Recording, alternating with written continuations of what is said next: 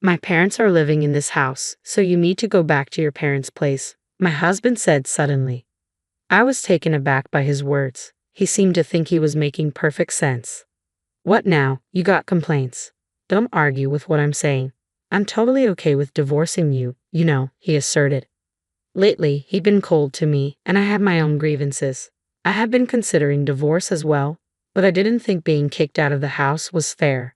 I mean, I'm the one paying the $1,800 for the living expenses. I wondered if he even remembered that. As I stared at him in disbelief, he lost his patience and snapped, "Get out of this house already. If you're here, my parents won't feel comfortable coming."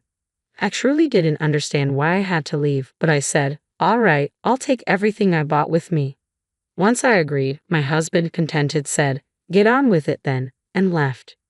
I immediately called a resale shop. "My name is Emily. I currently live with my husband Robert, who's 5 years my senior. We met when mutual friends introduced us, and we unexpectedly bumped into each other while hanging out with them. This led to us spending a day off together. I'm actually thinking of becoming a voice actor. I'm studying for it now," Robert said. Listening to Robert, I thought his deep voice was indeed impressive. I've always had a soft spot for soothing voices and felt drawn to his. He probably sensed my interests. Soon, we exchanged contact information and suggested hanging out alone. Before we knew it, we started dating. Neither of us explicitly said we should date, but we found ourselves in a relationship. Being young at the time, I thought this must be what adult romance feels like. I had just graduated from college and started working, so maybe I was taken by the idea of dating someone who seemed so mature compared to me. Seeing this, my best friend Ashley expressed concern. "Are you sure about dating someone 5 years older?" I confidently replied, "It's fine. Age gap relationships aren't that uncommon nowadays. I really like Robert and he feels the same about me. There's nothing to worry about." Seeing my conviction, even Ashley, who was initially concerned, said, "Well, if you say so, Emily." Robert and I continued dating for about 3 years, and he eventually brought up marriage. I had mentioned him to my parents, and although they knew he was 5 years older, they were eager to meet him. Given this pressure, I often found myself wondering when he would propose. He proposed to me during one of his usual visits to my apartment, where we just hang out and relax. Normally, I'd expect a proposal to happen in a more romantic setting, but this casual approach felt very much like Robert. I didn't mind it. In response to Robert's proposal, I said, "Sure, let's get married." Perhaps we were both a bit nonchalant about it. After that, we went to visit each other's parents, but to be honest, I didn't really get along with Robert's folks. When we arrived at Robert's family home, the entryway and living room were crammed with what looked like antiques, though I couldn't tell where they were from. From what I could see, they all seemed to be replicas or imitation pieces. As we were ushered into the living room and met Robert's parents, both were dressed in high-end branded clothing and decked out in gaudy jewelry as they greeted me. It felt like I was meeting a stereotypical nouveau rich couple. No matter how I looked at it, our tastes and values seemed too different for us to get along. Robert's mother even remarked, "You look so average, don't you?" comparing her appearance to mine, which was quite rude. I was taken aback that the parents of the man I was thinking of marrying could be like this. But in the end, it's Robert and I who are getting married. If I don't get along with my future in-laws, then I don't really have to interact with them much. So, I decided not to let it bother me too much. After Robert and I got married and moved into our condo to start our life together, Robert came to me looking a bit anxious. "Hey, who was that woman in the blue dress among your guests at the wedding?" "Which woman in a blue dress?" There were several of my guests who wore blue dresses, so just based on that information, I couldn't figure out who he was talking about. The one who gave a speech as your best friend." "Do you mean Ashley?" "Yes, she was wearing the blue dress." Upon hearing this, Robert muttered, "So it was Ashley." "What's wrong with Ashley?" I asked, noticing he seemed visibly flustered. "Oh, it's nothing major. The other day when I was headed to work, I thought I saw someone who looked like her. That's when I remembered she had given a speech as your best friend at the wedding." I was puzzled at his sudden interest in Ashley and why he was so flustered, but he just chuckled and said, "It's nothing really," and retreated to his room before I could ask anything further. A little while later, I got a call from my best friend Ashley with some news. "Listen, Emily, my boyfriend's coming back to the US next year." Ashley had been dating her boyfriend since high school. They'd known each other since elementary school, but he had moved away middle school. Since then, they had been writing letters to each other. By the time they got to high school, they were reunited, and that's when he confessed to her. I always felt content listening to Ashley's bittersweet love stories. I always enjoyed hearing about her love adventures.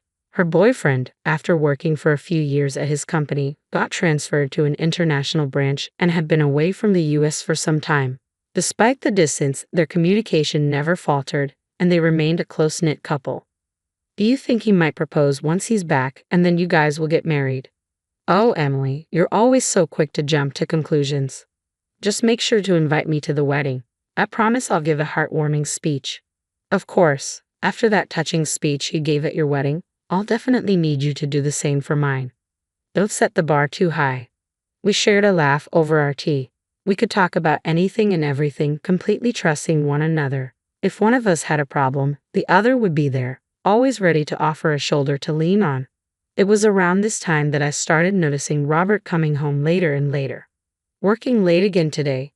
Yeah? You think I shouldn't work or something? Even after getting married, Robert held on to his dream of becoming a voice actor. While studying for that career, he couldn't quite see the results and had to work part-time jobs to make ends meet. Yet all the money Robert made from his part-time jobs went straight to his voice acting classes, so I had to cover all our living expenses. That's why we couldn't really save up a shared savings. After a while of being married, I realized Robert wasn't willing to give up on his dream for the sake of our family. I kept wondering if part-timers really had to work so much overtime. Robert's daily late nights added to my worries. Hey, haven't you been working too much lately? They shouldn't be making you do so much overtime, even if it's just a part-time job. I told you, I'm fine. More money is always better.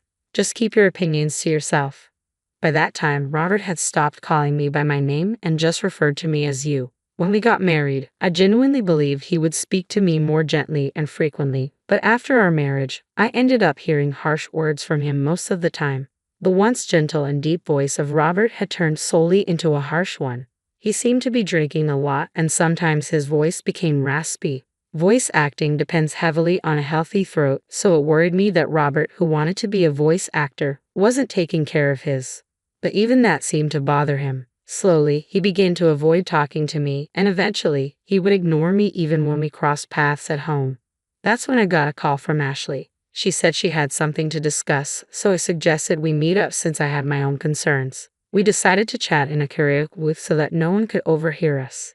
Ashley seemed very cautious and had specifically reserved a room where she could see the counter and staff from the door.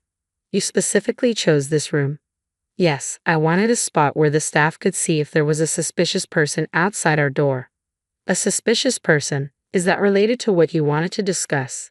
At my words, Ashley nodded. She had felt like someone was following her ever since she left her job about a month ago. Now she even felt followed on her days off.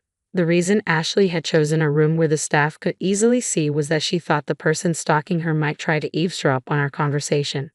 Did you talk to the police about it? I tried, but since there's no actual contact, they can't do much. What about your boyfriend? He's coming back in a month.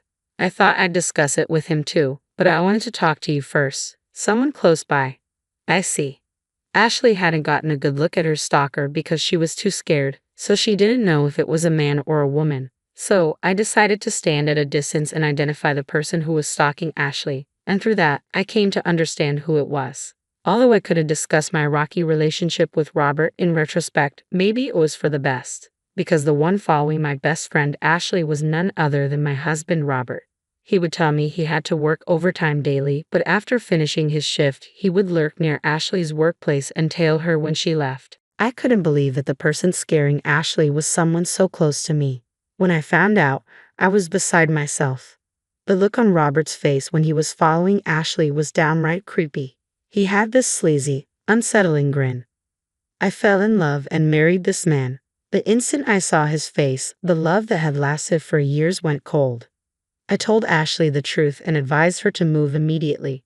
With the help of her coworkers, she managed to have someone drive her close to her new place from the underground company parking lot for a while. After Ashley and I took these measures, Robert became increasingly frustrated, and one day, that frustration exploded. My parents are going to live here, so you should go back to your parents' house, Robert declared suddenly. I was taken aback by his words, yet Robert seemed convinced he was making perfect sense. Got a problem with that, he continued. If you oppose what I'm saying, I'm fine with divorcing you. While I had many grievances with him and even thought that divorce might not be so bad, I did think he could just kick me out of our home. I'm the one paying $1,800 for our monthly expenses. I wonder if Robert even remembers that, I said skeptically. He lost his temper. Just get out already. My parents can't move in if you're still here.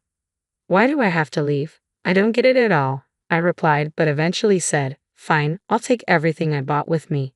Seeing my agreement, Robert said, just hurry up, and walked away. I immediately contacted a local buyback service. The next day, they came to our apartment. At first, Robert smirked, thinking I was moving out. However, when he saw the workers assessing all the furniture and appliances, his eyes widened in shock. After they had finished evaluating everything except what was in Robert's room, a staff member handed me a quote saying, the total value is $22,000. I promptly signed, saying, all right, sell it all. Robert, coming back to his senses, grabbed my arm with concern. Why are you selling everything? My parents are going to live here. How can they with no furniture?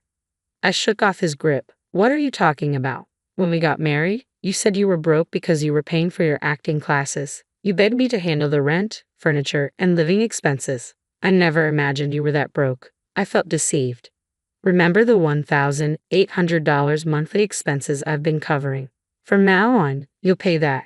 And with your parents moving in, I bet it'll be even more, I declared. Robert went pale, but he quickly tried to regain his composure. Thought you could talk about money and I'd cancel the divorce? Who do you think you are? I've already gotten close to a rich lady, he continued. And then I remembered Robert following Ashley recently. If what he considers close was his stalker behavior, then Robert seriously deluded. Ashley definitely comes from a wealthy family. Her grandfather was a businessman, and now her father has taken over. Ashley truly is the perfect heiress, but she doesn't flaunt it.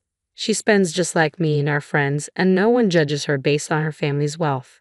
However, Robert seemed to have learned about my best friend Ashley's wealthy background and decided she'd be a better match. Could he possibly think that if two people are the same age, the wealthier one is better?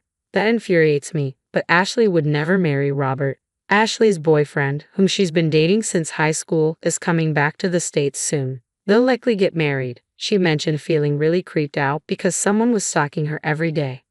I remarked upon hearing he wasn't close with Ashley and that she found him creepy. Robert was floored. I always escorted Ashley home, he insisted. You're lucky you weren't reported to the cops, I shot back, but I didn't know about any boyfriend. He's been abroad. She chose me over some unknown guy. They've been pen pals since elementary school and apparently talk almost daily. And unlike you, who's only been working part-time jobs, her boyfriend is a successful man recognized even by her father. Robert looked utterly defeated as I spoke. When the buyback workers had taken all the furniture and appliances, he seemed to recover somewhat. Guess you are all I have. You'll support my dream of becoming a voice actor forever, right? He asked, striking a pose. I gave him a cold look and said, excuse me, I've already been to the divorce lawyer's office and started the process. Let's communicate through our attorneys from now on. Robert, perhaps thinking I still had feelings for him, clung to my waist. Don't say things like that. Haven't we been getting along all this time? Getting along? When? Ever since you found out my best friend Ashley is a wealthy heiress, you've been cold to me and started hanging around her. Right after I married you. I realized it was a mistake. Robert started crying like a child, even though he's 5 years older than me. Seeing him cry like that only made my already dwindling affection for him drop even further. At this point, I couldn't stand being in the same room with him. Just cut it out. Oh, by the way, I told your uncle who's letting us rent this apartment about our divorce. My uncle? You know he's strict, right? Well, I've been paying all the rent and living expenses until now. So when I told him you might not be able to afford it if I leave, he said he'd make you work for him.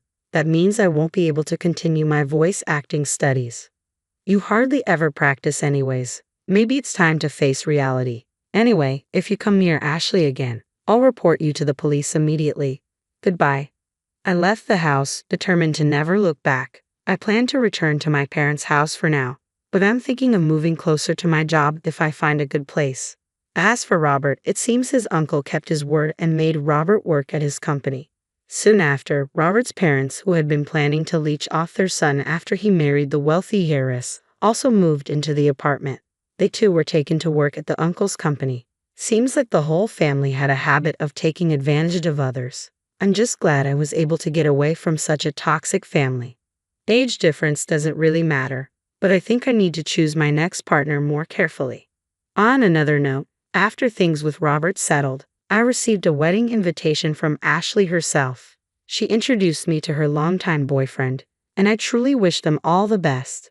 My first marriage didn't work out, but I hope Ashley's marriage will last for many years to come. I am Liz, and through a curious twist of fate, I find myself bound to the most remarkable man I've ever encountered.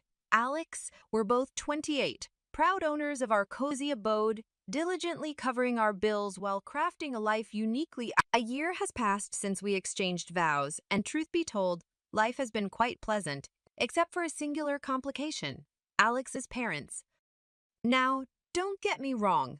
I never anticipated playing the role of the knight in shining armor as the daughter-in-law. However, I certainly didn't envision becoming the family's unwelcome guest either. The inaugural encounter with my in-laws felt akin to entering a lion's den with a stake strapped to my neck. Jane, my mother-in-law, possessed a knack for scrutinizing me, as though pondering whether I was more of an inconvenience or just plain dull. It was evident that she had formed her opinion about me before I could even utter a greeting. Alex had forewarned me about his mom's assertive personality on our way to their place that first time, advising me not to take it too personally. Despite my efforts at dinner while innocently passing the salt, Jane seized the opportunity to reminisce about Stephanie's culinary prowess, referring to me in the third person. Alex, seemingly uncomfortable, acknowledged her remarks without meeting my gaze. Feeling like an invisible presence at the table, I swallowed my discomfort with a forced smile. When I tentatively acknowledged Stephanie's cooking skills, Jane's smile didn't quite reach her eyes. She seemed to be measuring me against a ghost, and I confided in Alex about feeling scrutinized. He reassured me, holding me close and affirming that I was the one he chose. Little did I know that Jane had a more intricate plan in motion, and I was unwittingly cast as the pawn in her familial chess game. Living with a severe allergy is more than just inconvenient. It's akin to having a persistent shadow whispering danger in your ear. Since childhood, peanuts have been my formidable adversaries, leading to an emergency room visit after a mere spoonful of peanut paste. Consequently, my parents received a crystal-clear directive: shield her from peanuts and an array of other foods for her well-being: soy, peas, cherries, almonds, tomatoes, apricots, bananas, and even potatoes. It's a list that raises eyebrows among waiters and prompts hesitation from friends inviting me over for dinner. Jane, my mother-in-law, is well aware of this extensive list. Nevertheless, she manages to question the restrictions every time we dine at her place. Her tone, hovering between concern and disbelief, persistently suggests that maybe I can indulge just a bit, oblivious to the potential consequences.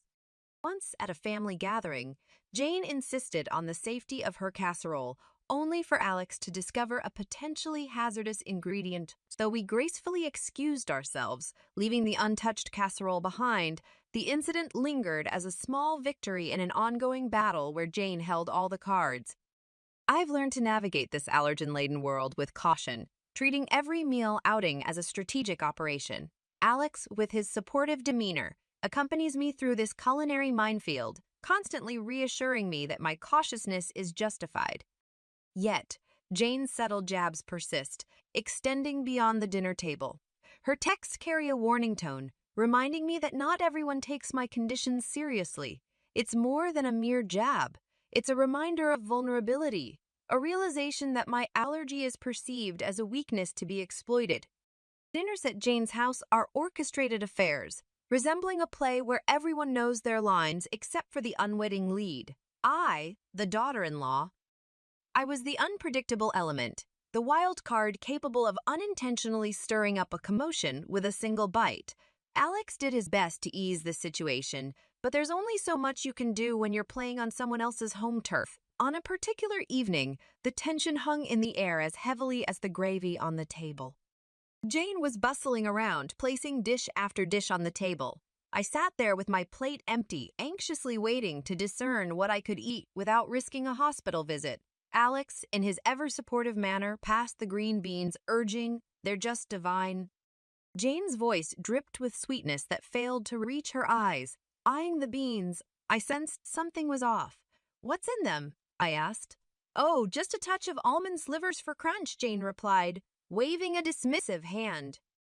Halting Alex's reach, I said, "I can't eat those. Almonds are a no-go for me, Jane." Feigning surprise, a hand to her chest, she responded, "Oh dear, I must have forgotten. Silly me." Alex stood up, his chair scraping back, his voice firm with frustration. "Mom, this is serious.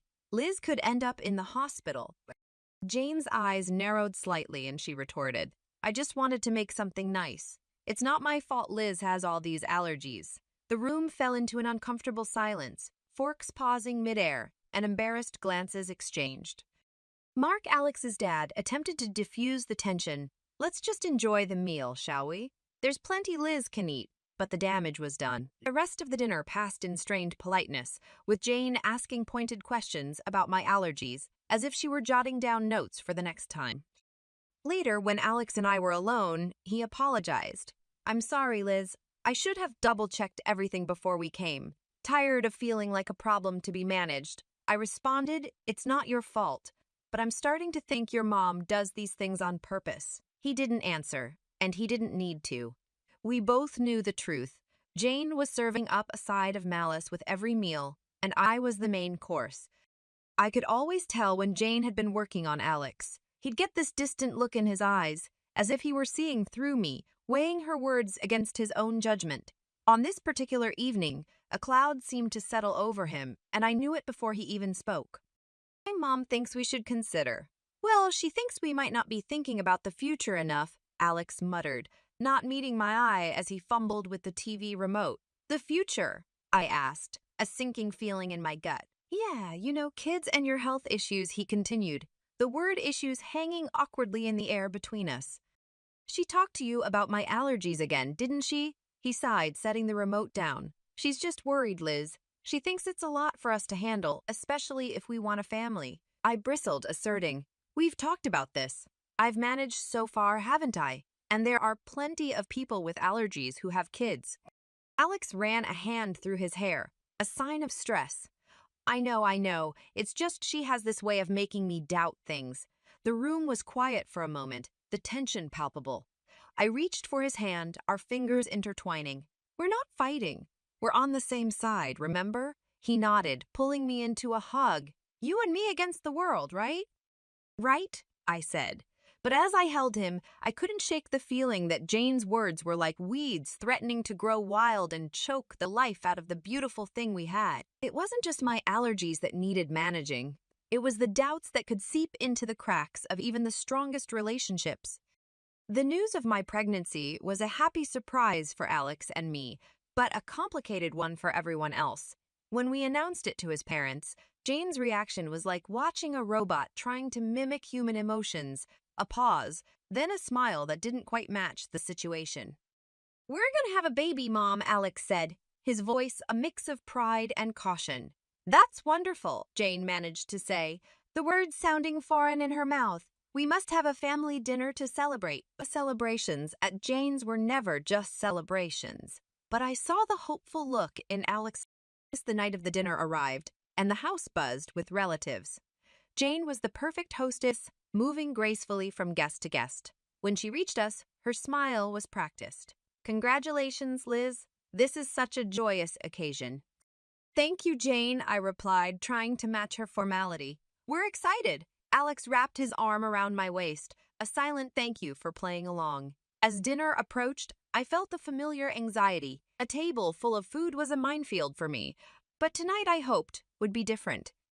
The table was a feast, and I felt every eye on me as I hesitated, my hand hovering over the options. "Go on, dear," Jane urged. "Eat up." "You're eating for two now?" I smiled weakly, choosing the safest options, vegetables and rice, plain and simple. But as I reached for a slice of bread, Jane stopped me. Actually, maybe not that one, she said quickly. I'm not sure if the baker used soy flour. I paused, bread in hand, meeting her gaze. There was a flicker of something there, concern, or perhaps it was a challenge. Thank you for letting me know, I said, placing the bread down. However, warning bells were already ringing in my head. How did she know about the soy flour? It felt like too close a call, too perfect a save. The rest of the meal passed in a blur, with congratulations mingling with the clinking of glasses. Yet, I couldn't shake the feeling that Jane's hospitality was a veneer, concealing a trap set and waiting for just the right moment. The family dinner, meant to celebrate our future baby, was nothing short of a banquet. Jane had outdone herself, creating a spread that would make a Thanksgiving dinner look modest. However, my stomach was tied in knots. Not from hunger. Every dish felt like a potential hazard, a hidden enemy that could send me to the hospital. As we all took our seats, lively chatter filled the air, comprising the usual family gossip and stories. Jane, at the head of the table, presided over the feast like a queen in her court. She called everyone to attention with a gentle tap of her glass. Before we begin, I just want to say how thrilled we are to be celebrating Liz and Alex's upcoming addition to our family, Jane announced, her voice steady and clear. Applause and cheers followed, and I forced a smile, feeling Alex squeeze my hand under the table. Thank you, everyone, I said. We're really looking forward to this new chapter in our lives. The meal began, and I tentatively picked at my food, choosing the simplest items. Alex watched me, his brow furrowed with concern. You doing okay? He asked quietly. Yeah, just being careful, I replied, pushing a roasted potato around my plate. Jane's eyes were on me, and I felt like a specimen under a microscope. Liz, you haven't touched your salad. The dressing is on the side, just as you like it, she said, her voice tinged with forced cheerfulness. Thank you, Jane. I'm just not much of an appetite tonight, I said, avoiding the salad that could easily contain hidden allergens. As the dinner wore on, tension grew. Every time Jane offered me something, my anxiety spiked, and the room felt hot, the walls closing in.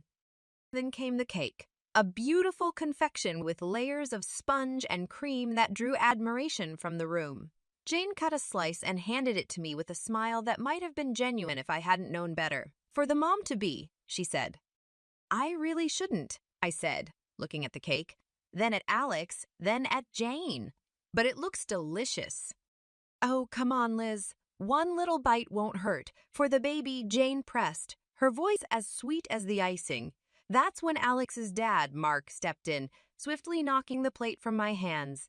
The cake tumbled to the floor, and stunned silence fell over the room. What the hell, Dad? Alex exclaimed, anger and confusion in his voice. Mark stood, his face pale but his voice firm. I saw the label in the trash. That cake has peanut oil in it. To a room erupted in chaos. Jane's face showed shock, but her eyes betrayed something darker, fear, maybe guilt. Alex stood, his chair clattering behind him. Mom, did you know about this? Jane's mouth opened and closed, but no words came out. In that moment, the truth became as clear as the danger on my plate. The room was dead silent after Mark's revelation, the dropped cake like a crime scene on the hardwood floor. Everyone's eyes were locked on Jane, who seemed to shrink under the collective gaze. Mom? Is it true? Did you know? Alex's voice cut through the tension, sharp and demanding.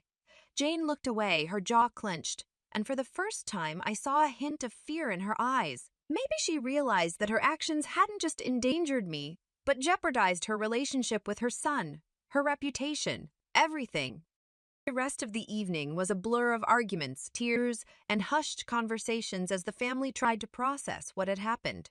Alex and I left early, the weight of the evening heavy on our shoulders. We didn't speak much on the drive home. What was there to say? The truth was out, and with it, the facade of a polite, if not happy, family was shattered. The drive home was quiet, filled with a heavy silence, loaded with things left unsaid. When we finally walked through our front door, Alex and I just stood there, the echo of the night's drama still ringing in our ears. Alex was the first to break the silence. I can't believe my own mother would do something like that, he said, his voice hollow. I sat down on the couch, the cushion failing to comfort me. I know it's a lot to take in, he said, sitting beside me and taking my hands in his. I'm so sorry, Liz. This is unforgivable. I looked at him, seeing the pain in his eyes, and my heart ached. It's not your fault, Alex. We couldn't have known she'd go this far. But the truth was there, hanging between us. Jane had crossed a line, and there was no going back. The family was in pieces. Some stood by us, shocked and appalled by Jane's actions, while others struggled to wrap their heads around the reality of the situation. The next few days were a whirlwind. Alex's phone buzzed constantly with messages and calls from relatives expressing shock, support, and apologies. Through it all, there was deafening silence from Jane. No apologies, no explanations. Alex finally broke the news to me a week later. My dad's left her. He can't get past what she did, he said, a twinge of something like regret in his tone. He said it's been a long time coming. I wasn't sure how to feel relief, sadness, pity. And Jane? I asked tentatively. She's not handling it well. She's alone now, Alex replied, a twinge of regret in his tone. We sat in our living room, the walls we'd painted together, the furniture we'd picked out during countless trips to the store. It was our home, filled with our memories, our love. Outside, there was a storm brewing, one that threatened to uproot everything we knew. In that moment, I realized that no matter what happened, we had each other. We were a team about to bring a new life into the world, and that was what mattered. I love you, Liz, Alex said, pulling me close. I love you too, I whispered back. The fallout from that night would linger, and the scars it left on our family would take time to heal. But as I looked at Alex, at the life we'd built and the future we were about to embark on, I knew that we'd weather any storm together. As for Jane, she was a chapter in our lives that we had closed, a story that we wouldn't let define us. From now on, it was just us, our baby, and the road ahead. Whatever it brought, we'd face it together. If you don't want a divorce, get out of this house right now, all right? These words came suddenly from my husband. Obviously, I was taken aback. He must have been quite confident that I wouldn't file for divorce to go to such lengths to intimidate me. When I couldn't take it anymore, I decided to seek advice from someone else. My name is Anna. I'm a 30-year-old office worker. My husband James and I are about to celebrate our 5th wedding anniversary. We're still waiting for the blessing of a child, which has led to a constant barrage of questions from my mother-in-law about when she can expect grandchildren. My father-in-law passed away years ago. My mother-in-law lives on the inheritance he left behind. Honestly, I feel on the verge of a nervous breakdown with her constant prodding about grandchildren. Actually, I might already be there. Despite seeing me like this, my husband James doesn't lift a finger to help. In fact, he recently started siding with his mother, blaming me for our troubles. I used to adore him for his kindness when we were dating. But after we got married, his attitude completely changed. Without any consultation, he decided we would live near his childhood home.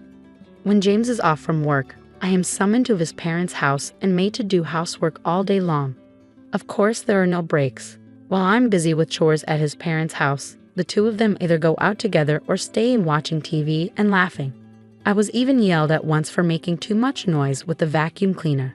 After that, I was forbidden to use it and was told to clean with a broom and a rag instead. Then, my sister-in-law moved back home. She was originally living in a neighboring town, but due to some personality conflict, she had recently moved back. Her return has only added to my burden. She has a 4-year-old daughter and expects me to make her kindergartner's lunch every day. When I tell her that it's impossible because of my job, I get yelled at by my mother-in-law, saying, "Your sister-in-law is dealing with the aftermath of a divorce." My husband says, "Don't you want to be useful to the family?" And my sister-in-law herself says, "It'll be good practice for when you have a child of your own, so you should be thankful."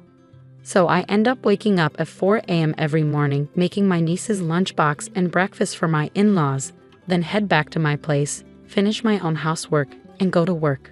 That's the brutal routine I've been forced into. My husband, of course, doesn't lift a finger to help with any household chores. The only time I get to rest is during my break time at work. One day, after living this exhausting routine for a while, my husband dropped a bombshell on me. "Oh, by the way, Anna, you should quit your job." I've talked it over with my mom and sister. You know she's going through a rough time. You understand, right? No, I don't get what you're saying. Listen, I mean quit your job and take care of the house. He snapped at me before storming off to take a bath. I couldn't see the connection between my sister-in-law's divorce and me quitting my job. My husband is stuck in a dead-end job, and there are months. When I earn more than him, does he really think he'd live off his salary alone? Neither my mother-in-law nor my sister-in-law work. I can't understand why they can't handle the housework. Feeling like I couldn't handle any more of this, I grabbed my car keys and drove off to one place that came to mind. That place was my childhood home, a bit far from the apartment we live in now. My parents had moved overseas, and no one currently lived there. Because my parents are the worrying type, I couldn't bring myself to talk to them about the matter. Whenever something unpleasant happened, I come here. This is my home, filled with precious memories. As I was lost in these thoughts, my phone rang. It was my husband. Hey, I just got to the bath and you're gone. Are you back at your parents' place again? Yes, so what? Could you stop running back home every time something goes wrong? His words simply didn't resonate. I'll be working from here for a while, and no, I won't go to your parents' house either. Defeated by his forcefulness, I returned to our house. Afterwards, I quit my beloved job in the fashion industry. My clueless coworkers speculated I might be pregnant. I was given no free time, made to manage the household all day. Even when I caught a cold and ran a high fever, no one seemed to care. I had become a servant in this house, a slave to put it bluntly. However, one day amidst this lifestyle, something happened. Guess what? My sister-in-law was getting remarried. Moreover, her fiancé was an executive at a major corporation, earning a substantial income. It was quite a shock. My sister-in-law isn't exactly a beauty, and her personality leaves a lot to be desired. I understood everyone has different tastes and there are all sorts of people out there. The entire in-law family was celebrating, shouting about how she was marrying into money. My sister-in-law, full of pride, showed me a photo of the man. Huh, this man, I thought, looking at the photo. When my husband said something unbelievable. Because of this, Anna, your parents' house will become my sister's family place. I was stunned. Wait a minute, that house is what my parents left for me. It's not for you to decide. The whole family has decided. You, who lives off my money, don't have a say in this, he retorted. Was the person standing in front of me a devil in human skin? That house was left for me by my father, a place for me to live if I ever had children. James should know this. Why can he act so selfishly? My heart was at its limit. As if to add insult to injury, my mother-in-law said, "You can't even give us a grandchild. Can't you be useful around the house for once?" There was no one on my side in this house. I returned home, packed a few belongings, and headed to my parents' house. I made a firm decision in my heart. I would never go back. A few days later, having received no calls from my husband, I thought he might have reconsidered. Then, suddenly, the doorbell rang. Standing there were my husband and sister-in-law. "What are you doing here?" I asked. "We thought we should take a look around," my sister-in-law said, barging in.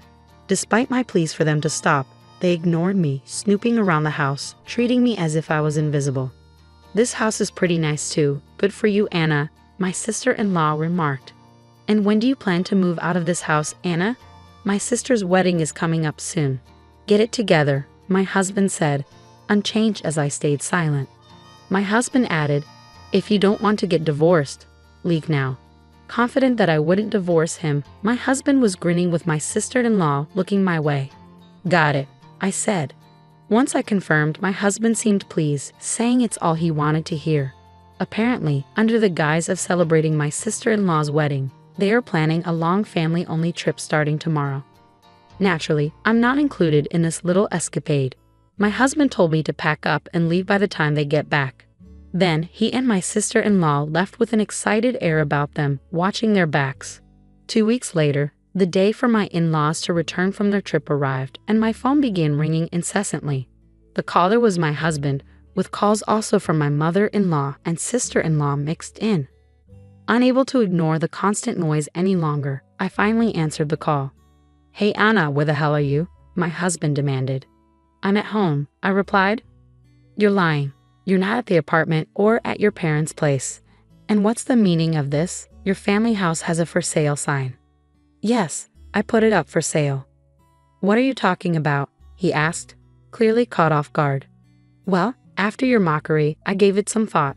The house you're living in now just seems so dirty to me. I prefer cleanliness. After all, I'm divorcing you. Don't mess with me, my husband yelled. That was going to be my line. Let's let our lawyers handle it from here. With that, I hung up on him while he was still shouting. On the day my husband and sister-in-law returned, I had already been in touch with a certain person, a friend of my father's who runs a real estate company. Though I had no prior experience selling houses, he offered me guidance and we managed to strike a good deal.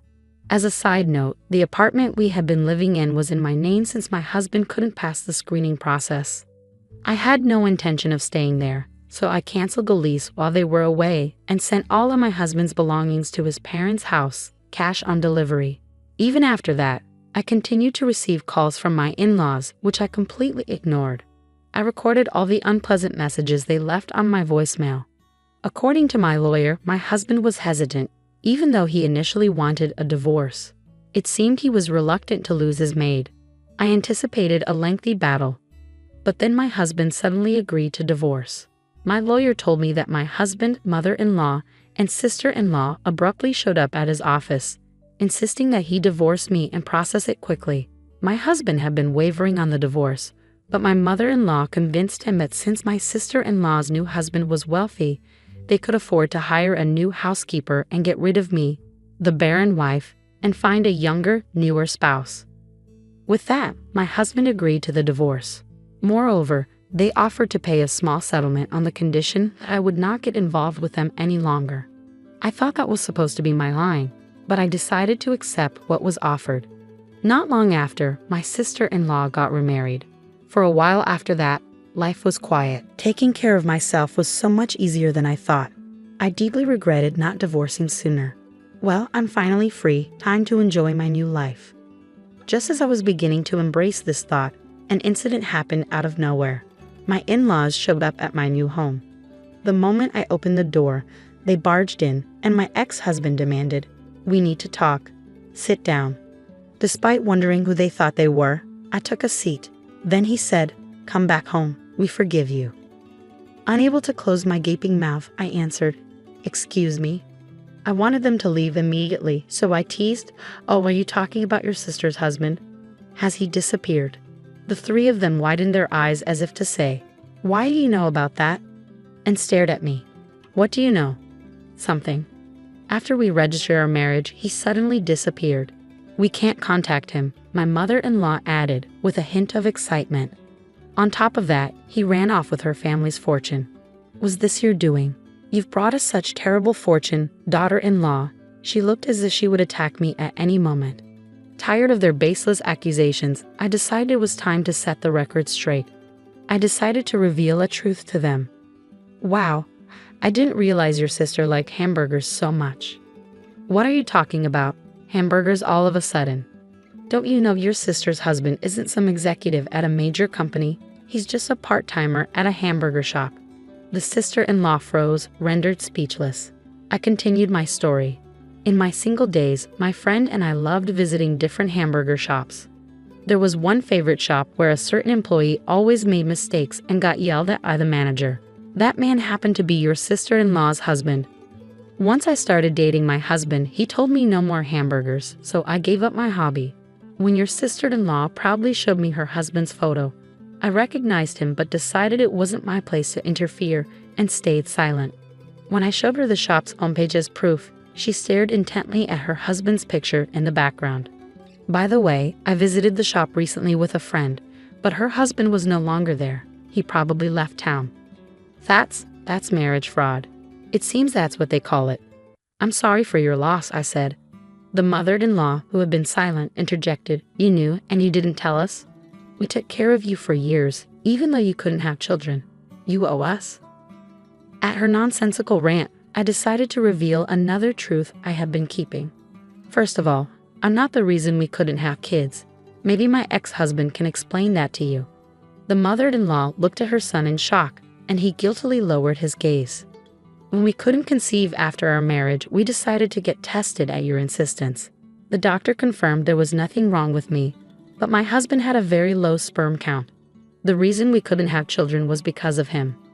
When the mother-in-law asked about the test results, my husband instantly lied, claiming I was the problem.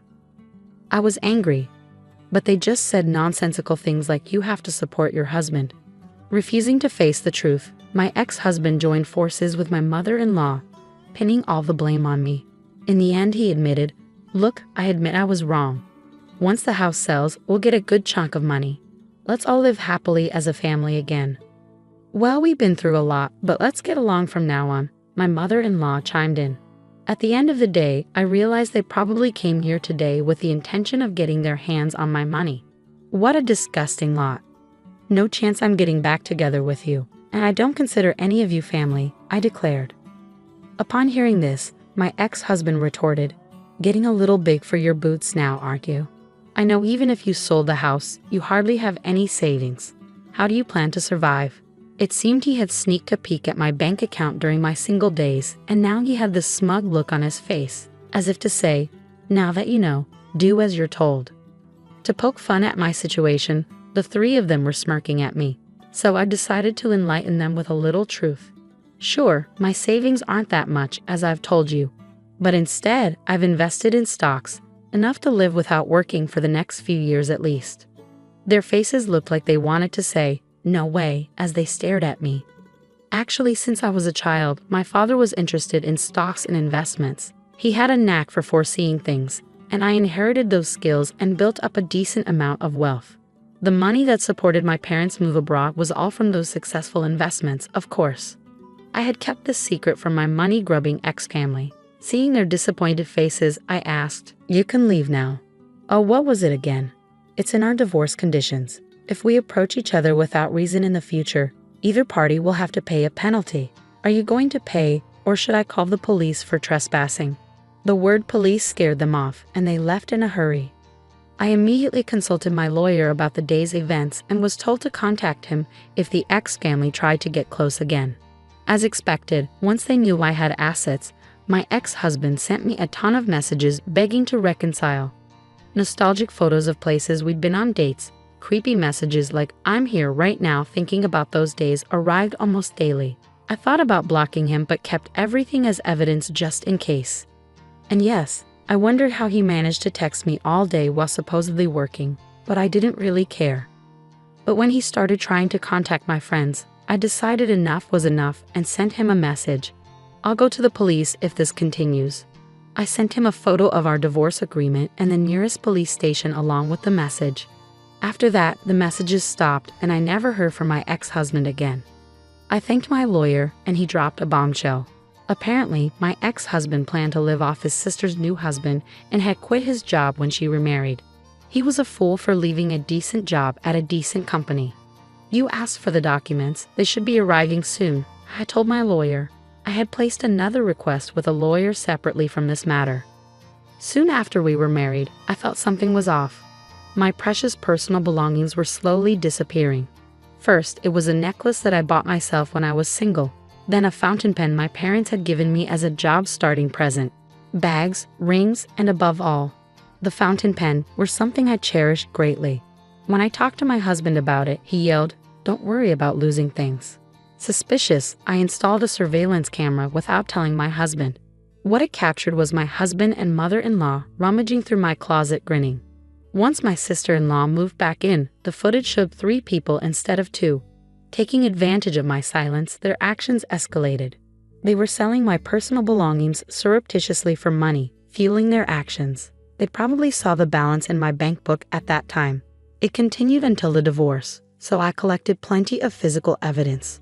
Just as they thought I wouldn't claim anything, I filed for damages and compensation for emotional distress due to their actions. They must be panicking right now, but it's their own doing. As for what happened to the 3 of them, my sister-in-law's ex-husband found out about this incident, and it seems he took custody of their daughter. Seeing how my sister-in-law didn't seem to care for her daughter, I felt relieved. Just a while ago, I saw the daughter-in-law with her ex-husband, happily holding hands and shopping. She had a happy smile on her face, something I never saw when she was at my in-laws. The 3 of them, who wanted to live comfortably, apparently applied for welfare, but they were naturally refused as they were healthy and nothing else. As for my husband, his pride kept him from finding another job.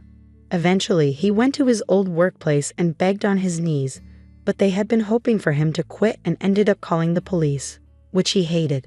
He had to work, but it seems he could only find day labor jobs.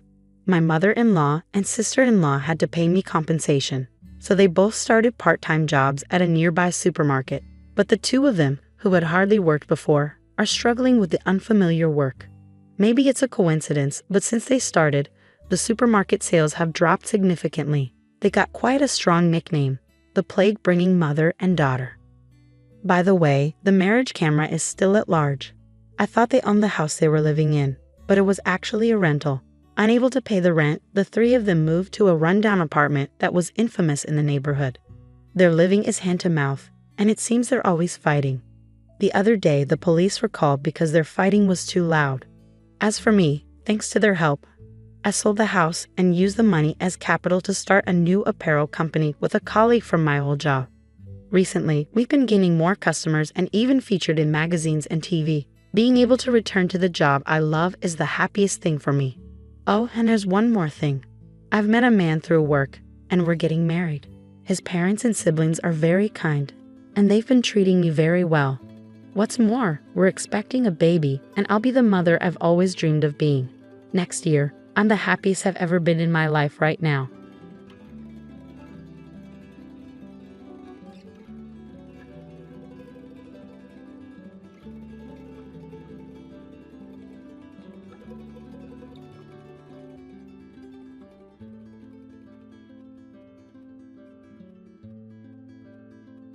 Emily sneered at me after I announced my resignation, and I responded by maintaining a silent, steady gaze. Our conversation had revolved around the company's decision to cut labor costs, with particular disdain aimed at those supposedly exploiting overtime pay. Tom, too, seemed to relish the notion of trimming expenses. A week later, my phone incessantly rang with calls from the company. Upon answering, the president inquired sharply, "Who exactly are you?" I couldn't help but scoff mockingly at the president's question. In response, I introduced myself as Lily Johnson, a 59-year-old employee with 37 years of dedicated service since my college graduation.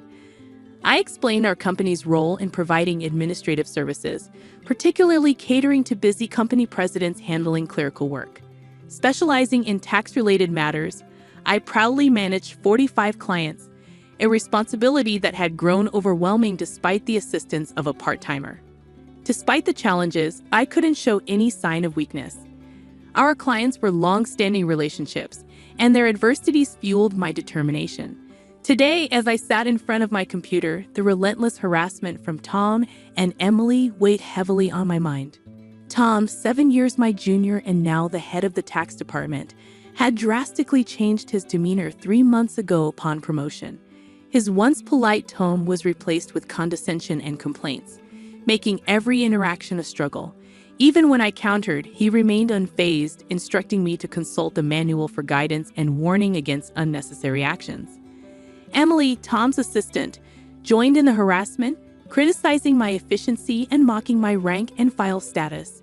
Despite being the first to decline a promotion to department head, a fact unknown to Tom and Emily, I committed to completing my regular duties.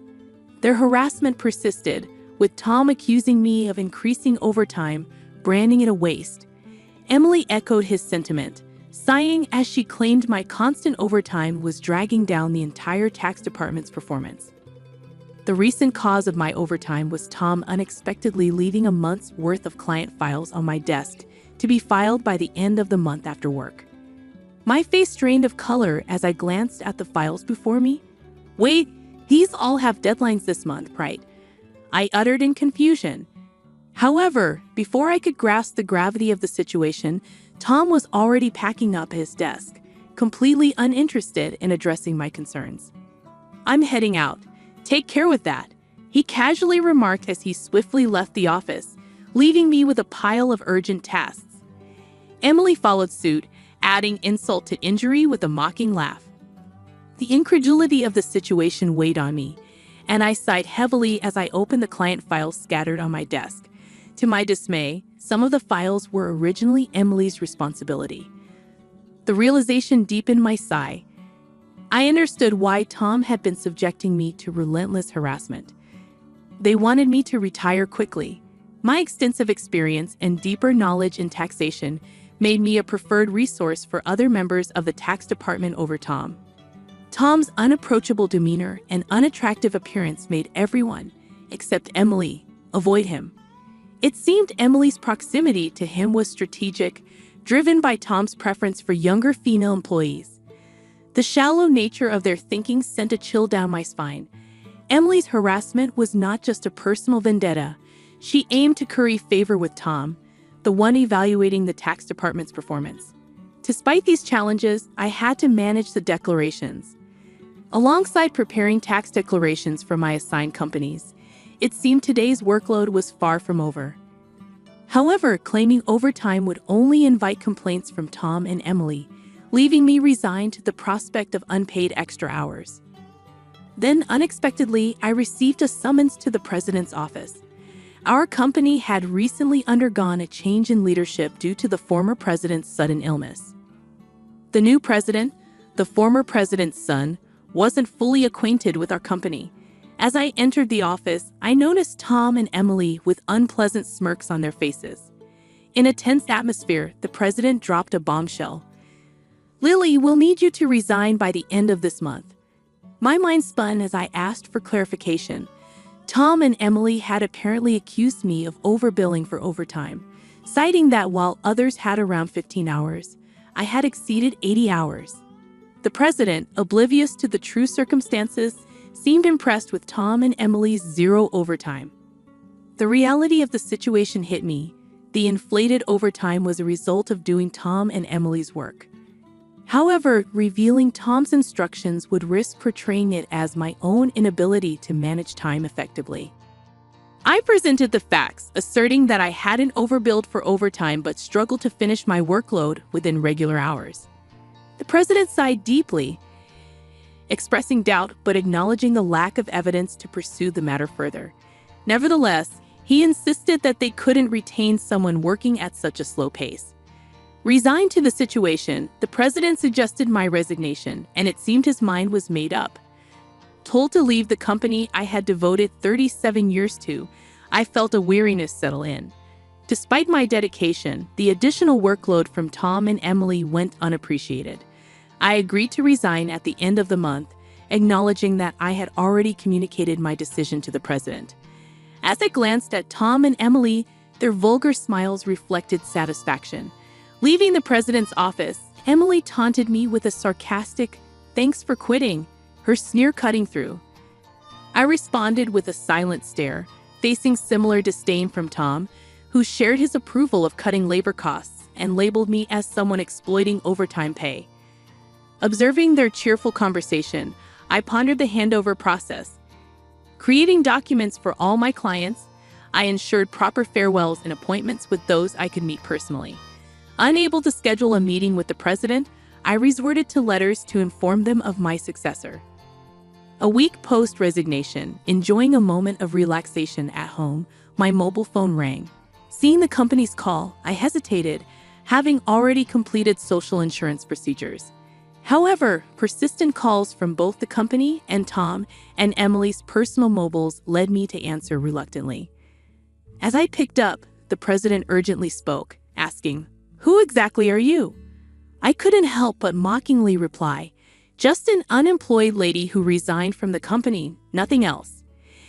In response, the president urgently explained the chaos since my departure, 49 calls to stop transactions with the company. He pleaded for my immediate return, revealing a sense of panic in his tone. Reluctantly, I rose from my seat and made my way back to the company. Upon my arrival, I found Tom and Emily waiting, their faces notably pallid and dark circles underlining their weary eyes. Surprised by their drastic change in appearance, I inquired about what was happening. Tom glared at me and revealed, "Since you left, we've been bombarded with calls to stop transactions, not just from your clients but also from prospective companies we were planning to introduce." "What did you do?" Emily echoed the suspicion, expressing disillusionment at the thought of me resorting to underhanded tactics. Their haggard appearance suggested the toll handling cancellations. While I had not manipulated the clients, I had a hunch about the reason behind the transaction halts. Considering the inevitability of cancellations, I mumbled my thoughts aloud. Tom, however, accused me outright, insisting I had orchestrated something. He demanded I go to the president's office immediately, forcefully escorting me there. Upon entering the president's office with Tom and Emily, the president greeted me with a direct look in his eyes. Tom declared, "President, I brought her," with an air of authority, while Emily hurriedly followed suit. Ignoring their accusatory tone, the president questioned me about the abrupt halt in transactions after my departure. I took a deep breath and explained, "Our clients don't need us to manage their taxes. There are tax accounting firms that offer cheaper services. They continued with us because of me." Tom snapped back, questioning my self-worth, and Emily taunted me, both challenging my value to the company. Undeterred, I elaborated on my unique approach, offering tailored tax-saving strategies that resonated with our clients. Tom dismissed it as inefficient, arguing that their manual-based operations were more practical. The president sighed deeply, recognizing the fundamental difference in our approaches. In a serious tone, he said, actually signaling a crucial revelation or decision to follow. I received a surprising call from my father, the former president. It turns out that some clients, who had stopped transactions, went directly to Dad to negotiate on my behalf. I hadn't anticipated clients going to such lengths for me. Dad emphasized that the tax department thrived because of my contributions. Not only did I manage my clients efficiently, but I also supported my colleagues' clients, possessing knowledge that even Tom couldn't match.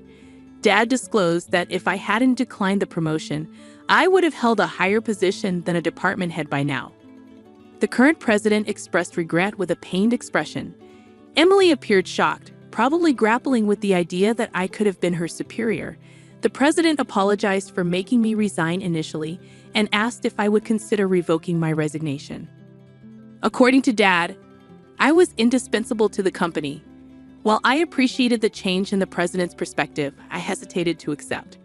Tom interrupted our conversation, visibly upset, and protested the president's decision, questioning why I was chosen over him. Emily echoed his sentiments, praising Tom's leadership and expressing disbelief at the preference for me. The president then sternly addressed them, revealing that since my resignation, numerous complaints had been received from the tax department, suggesting they had been shifting their workload onto others. Tom's face turned pale as the president exposed the fact that he had been pushing the preparation of client declaration forms onto subordinates, including Emily's work for multiple clients. The president pointed out the irony, considering Tom had accused me of being a salary thief. Observing Tom and Emily's pale expressions, the president continued by revealing an alleged leak about their romantic involvement. Tom struggled to defend himself, claiming he was merely mentoring Emily as her superior.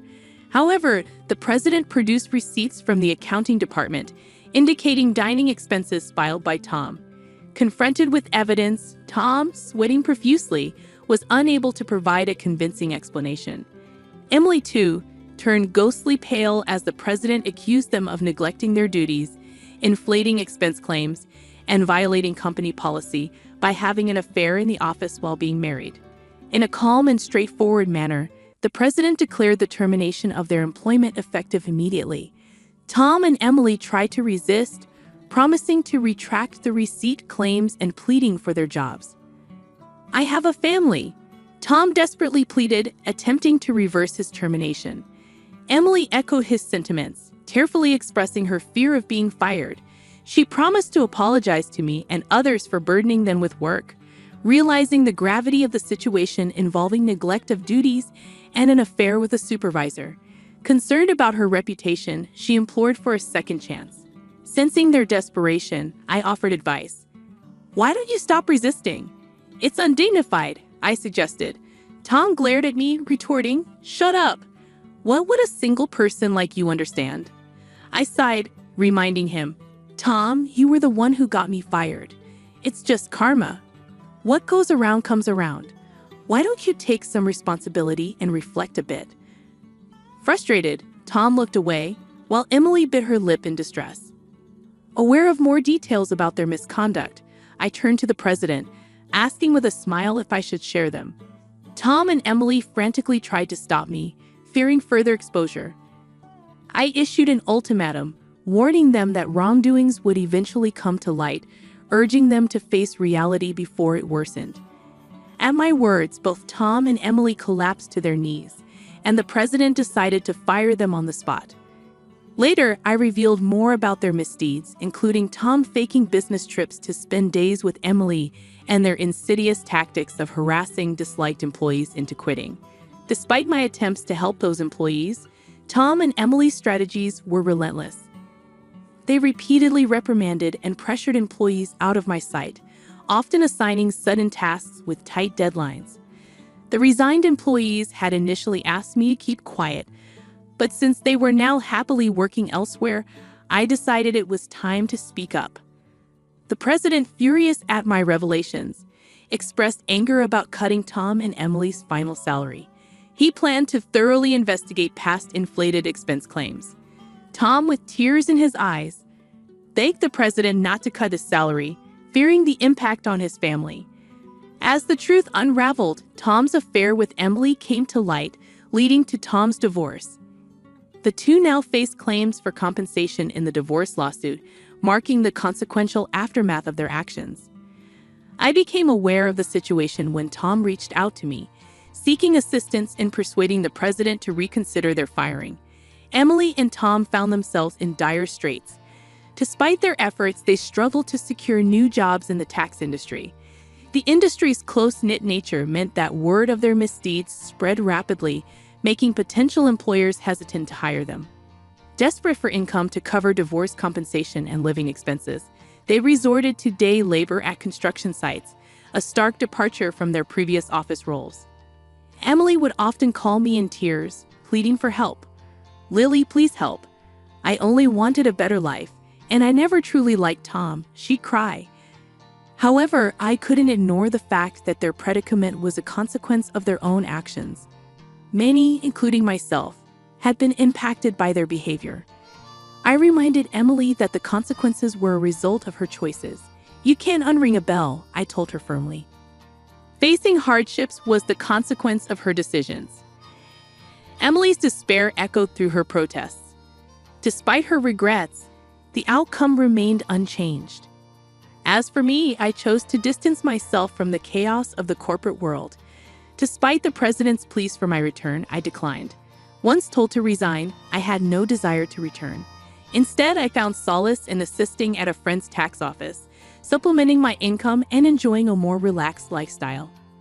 In the future, I entertained the idea of starting my own office, where I could serve my clients without the constraints of corporate bureaucracy. In my own space, I could fully dedicate myself to my clients' needs. As a tax accountant, I aspired to be on equal footing with my clients, providing service without superiority. This marked the beginning of a new chapter in my life, one filled with excitement and opportunities to pursue what truly mattered to me. My second life had just begun, and I eagerly anticipated the journey ahead.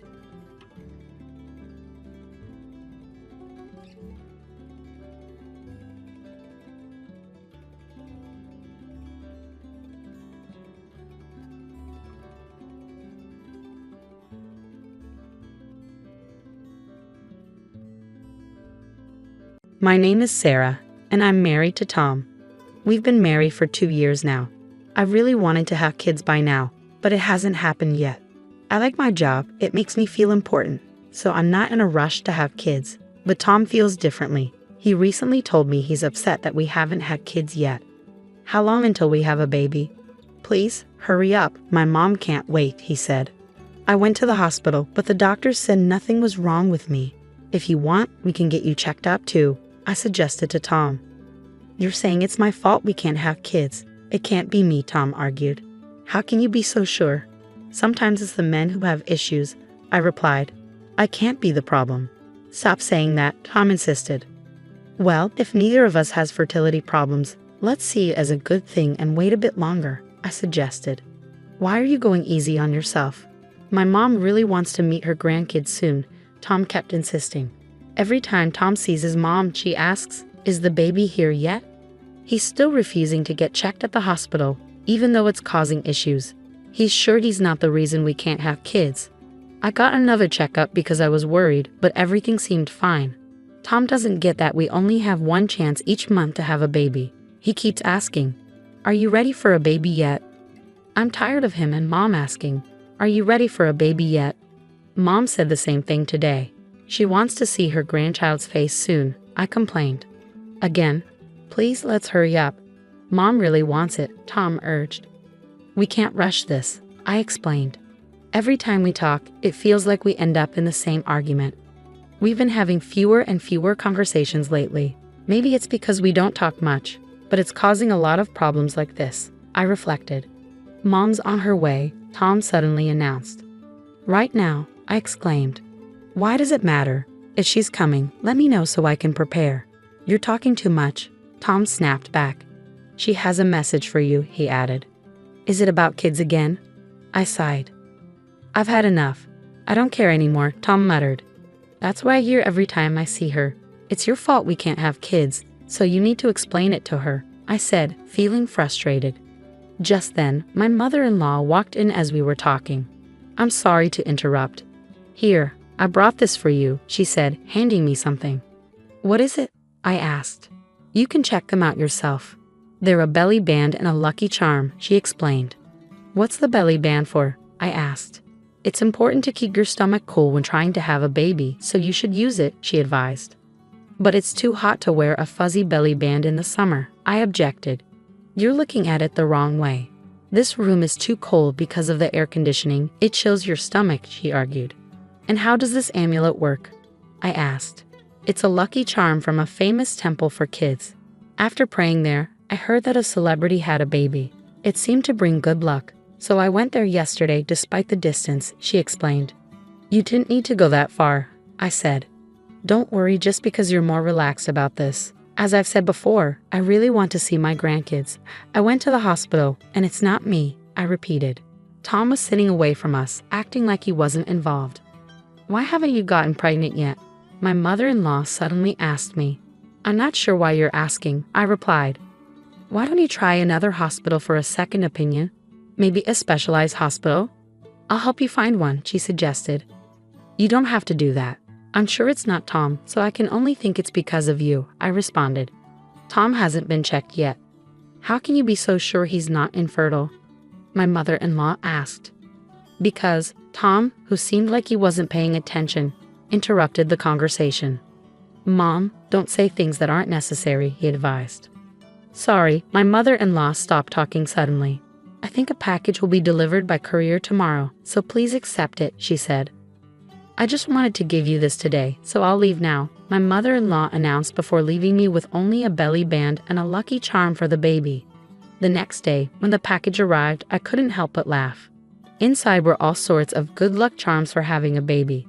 "Your mom sent me a package. What was in it?" I asked Tom. "Pomegranates, herring roe, and peaches," he replied. "Why did she send those?" I wondered. "All three are seen as lucky foods that are supposed to bring good fortune for having kids," he explained. "I get it. Mom really wants to see her grandkids," I thought out loud. "I understand she's excited, but it feels a bit overwhelming," Tom remarked. "Why are you talking about Mom like that? She's genuinely thrilled about having a grandchild," Tom defended. "Don't you feel pressured too?" I asked. "Yeah, but I'm not worried. It's not my problem. It doesn't concern me," he replied. "What do you mean it doesn't concern you?" "It's our issue because we're together," I argued. "It's your problem that we can't have kids, so no, it's not my concern," he retorted. "It feels like it's my fault that we can't conceive, even though the hospital says there's nothing wrong with me. So why don't you go to another hospital for a thorough checkup like my mom suggested?" I proposed. "Why don't you ask her to help find a good hospital?" he suggested. "The hospital I went to is well known for fertility treatments. But maybe it's just famous, not actually good," I speculated. "If you're suggesting that, why not ask your mom to find one?" he suggested. "Are you finally willing to do it?"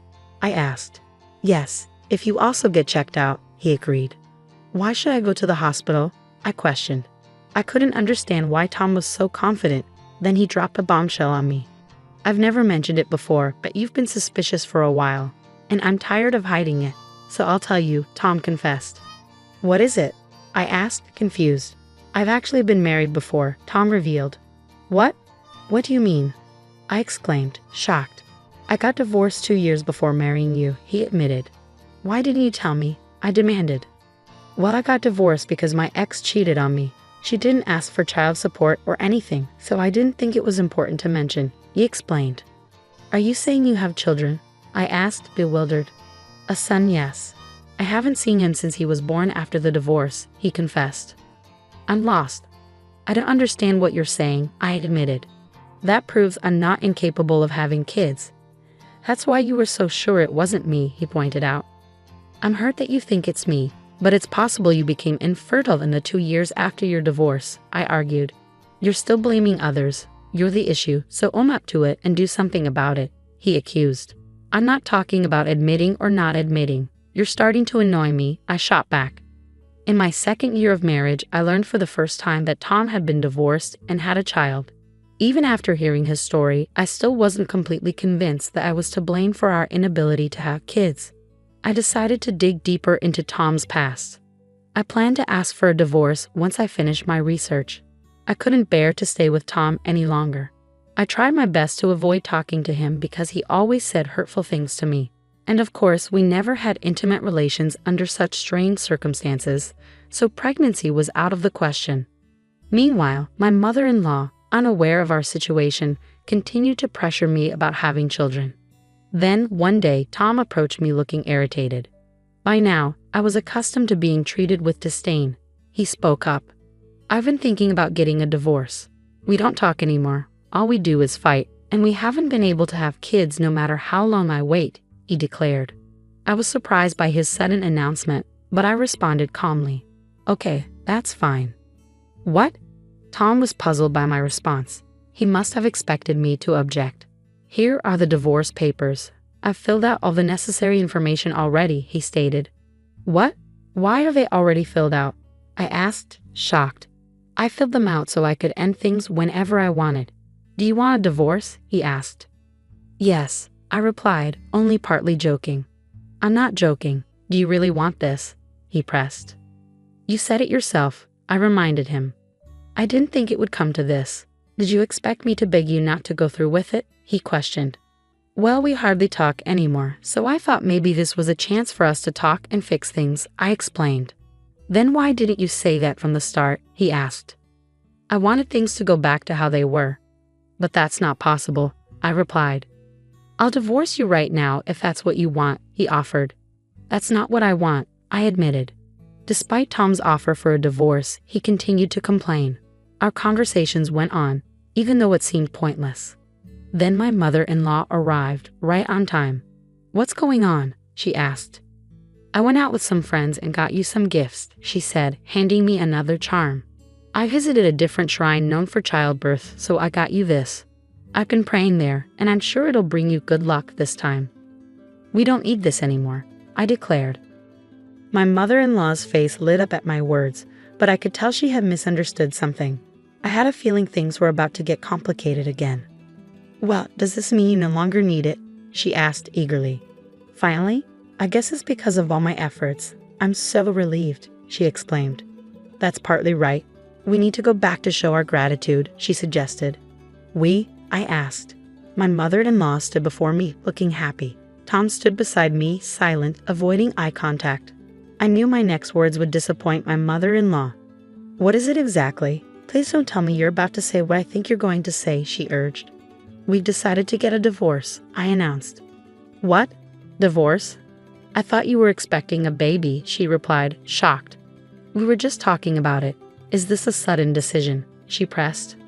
Not really. I've been thinking about it for a while, I explained. Are you leaving because you can't have kids? She speculated. No, that's not why I'm divorcing him, I clarified. Well, if you can't get pregnant, maybe it's better for him to divorce you and marry someone else, she suggested. It would be his third marriage, not second. You know that? I reminded her. I found out recently. His ex-wife got pregnant soon after they divorced, she revealed. Okay, I responded, feeling a mix of emotions. So I can only assume you're to blame. If you leave, I'll feel relieved, Tom's mother asserted. I understand. Tom has always been popular with women. He'll find someone soon. Hopefully, our next meeting will bring better news, I replied. Well, if you've made up your mind, get divorced soon. I'm leaving, you two sort out the rest, my mother-in-law declared before leaving, unaware of the whole truth. Once she left, Tom and I continued our conversation. Let's file for divorce right away. I want to start a family soon, and I realize I don't enjoy spending time with you anymore. Let's just get it over with, Tom suggested. Then do it quickly, I replied, handing him the papers to fill out. All I have to do is submit them. By the way, you'll have to leave the house when we divorce, I informed him. What? Why? Tom questioned. I've been making mortgage payments, have you forgotten? My parents paid off the loan and bought this house outright. You were just repaying my parents' loan, I clarified. Oh, so you're leaving because of this? Tom realized. We did have quite a bit of money saved up, he continued. I don't have any money saved, but didn't you say you had around 10 million? I reminded him. That's the money I saved before we got married, so it's not included in the property division, he explained. Right, I confirmed. Well, it doesn't matter. You're starting a new chapter, he remarked. Yes, and I'm also going to sue you and your mother for emotional distress, I declared. What? Why? Tom asked, surprised. For all the hurtful things you've said to me, treating me like I'm defective, I explained. But it's true, Tom argued. Do you really think I'm the reason we couldn't conceive? I challenged. It's obvious. I have a biological child, Tom insisted. That's when I revealed everything to Tom, shocking him. It turns out your child from your ex-wife might not be yours, I revealed. What are you talking about? Tom asked, bewildered. I got curious about Tom's past after learning about his previous marriage, so I decided to look for clues in his house. Eventually, I found a picture, I explained. Tom tends to hold onto old memories, and I found a few tucked away in a drawer in his work desk, I continued. I looked up his ex-wife's name on social media and found her profile right away. From there, I learned more about who she was, I revealed. Isn't this your ex-wife? I showed him a screen from social media. Tom looked surprised, but I wasn't shocked. Is the child in this picture really yours? I asked him. Tom seemed puzzled. I continued with my story. This child clearly looks foreign. I was looking at your ex-wife's social media, and her husband is from another country. I'm not familiar with him. It seems they're living abroad, I explained. I divorced my ex-wife quickly because she cheated on me, but before the divorce, she got pregnant and claimed it was our child. I'm pretty sure it was his child, Tom admitted. Really? I asked. In any case, you don't have any biological children, I pointed out. Could I be the reason you can't conceive? Tom wondered. That's likely. I went to another hospital, and my body was fine. I'm going to get checked out too, I replied. Will you drop the divorce and go through treatment with me if I'm the reason you haven't been able to conceive? Tom asked. Why would I do that? I've already filled out the divorce papers. I'll file them tomorrow, I replied. Don't say that. I still care about you, Tom confessed. You don't enjoy being around me, do you? You'll find someone new soon, just as your mother predicted, I remarked. Let's discuss it again, Tom suggested. I'm filing for divorce tomorrow, and I want you to pack your things and leave this week, I insisted. Oh no, Tom muttered. You wanted a divorce, didn't you? I reminded him. I'll talk to my lawyer about alimony. He'll hear from us. The next day, I filed for divorce. Tom moved out reluctantly back to his parents' place. It seems Tom hasn't told his mother that he might be the reason for our infertility. She's been pushing him to remarry quickly after the divorce, hoping for grandchildren. If he does remarry, I feel sorry for his next wife. His mother will probably pressure her too for not having children. Since the divorce, I've thrown myself into my work. I sold the house, Tom, and I shared for a good price and repaid my parents the money they lent me, as well as the alimony I received from Tom and his mother. Now I'm living in an apartment. I've started dating a coworker who was supportive during my divorce. We were friends before, and now we're living together. If I marry this man, I hope we'll be blessed with children and that I'll find happiness again.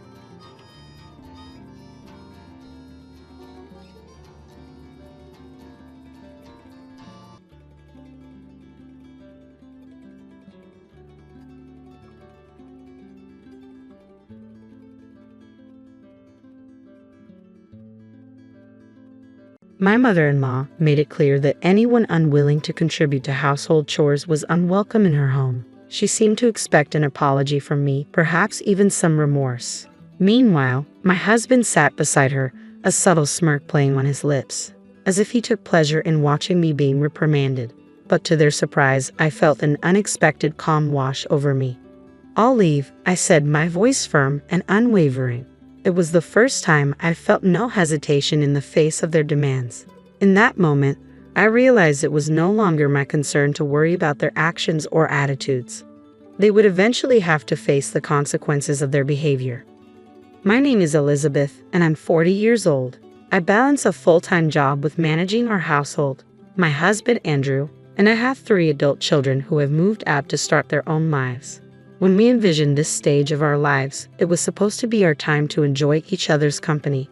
But everything changed when my mother-in-law, widowed and needing companionship, moved in with us. Her arrival shifted the dynamic in our home, which had once been peaceful and shared only between Andrew and me. My job is demanding, often requiring late hours at the office, and by the time I return home, I am exhausted. The sight that greets me only adds to my frustration. The living room is cluttered with snacks and clothes, and Andrew, seemingly oblivious to the chaos, lounges on the sofa with his beer and TV, barely acknowledging my presence. No dinner is prepared, leaving me to handle the kitchen duties myself, my disappointment growing with every passing minute. My mother-in-law, often emerging from her room, criticizes me for being late or for my business trips, claiming I have no excuse for neglecting the home. She accuses me of failing as a homemaker, turning every minor issue into an attack on my character. Over time, I've learned that responding only escalates the situation. It's better to let her have her say and wait for her to calm down. Though this approach isn't ideal, it prevents further arguments and keeps the peace, at least for a while.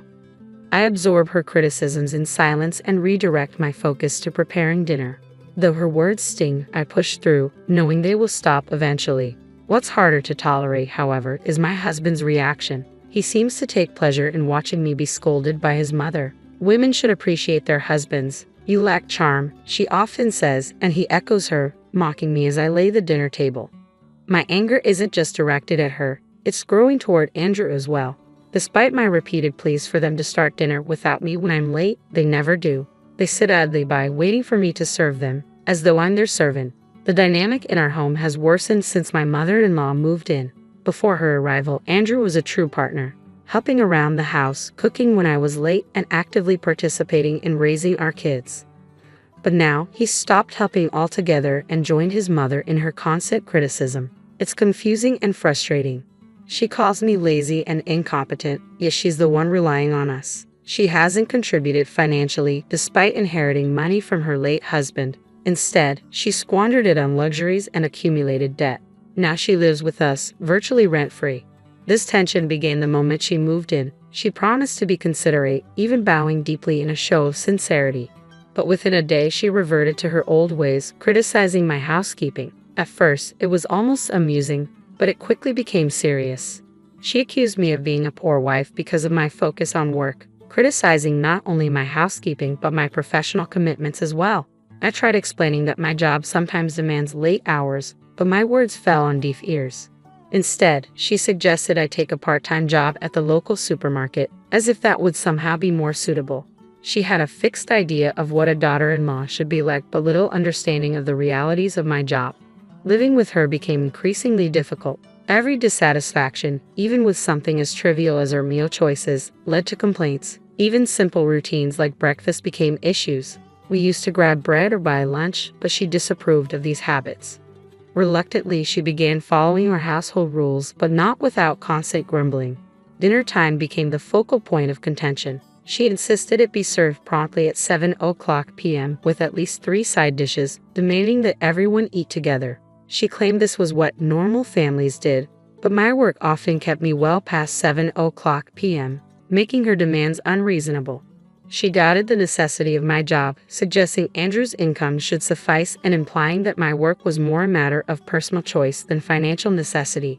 When I looked to Andrew for support, he simply dismissed my concerns, suggesting I'd learn my lesson eventually.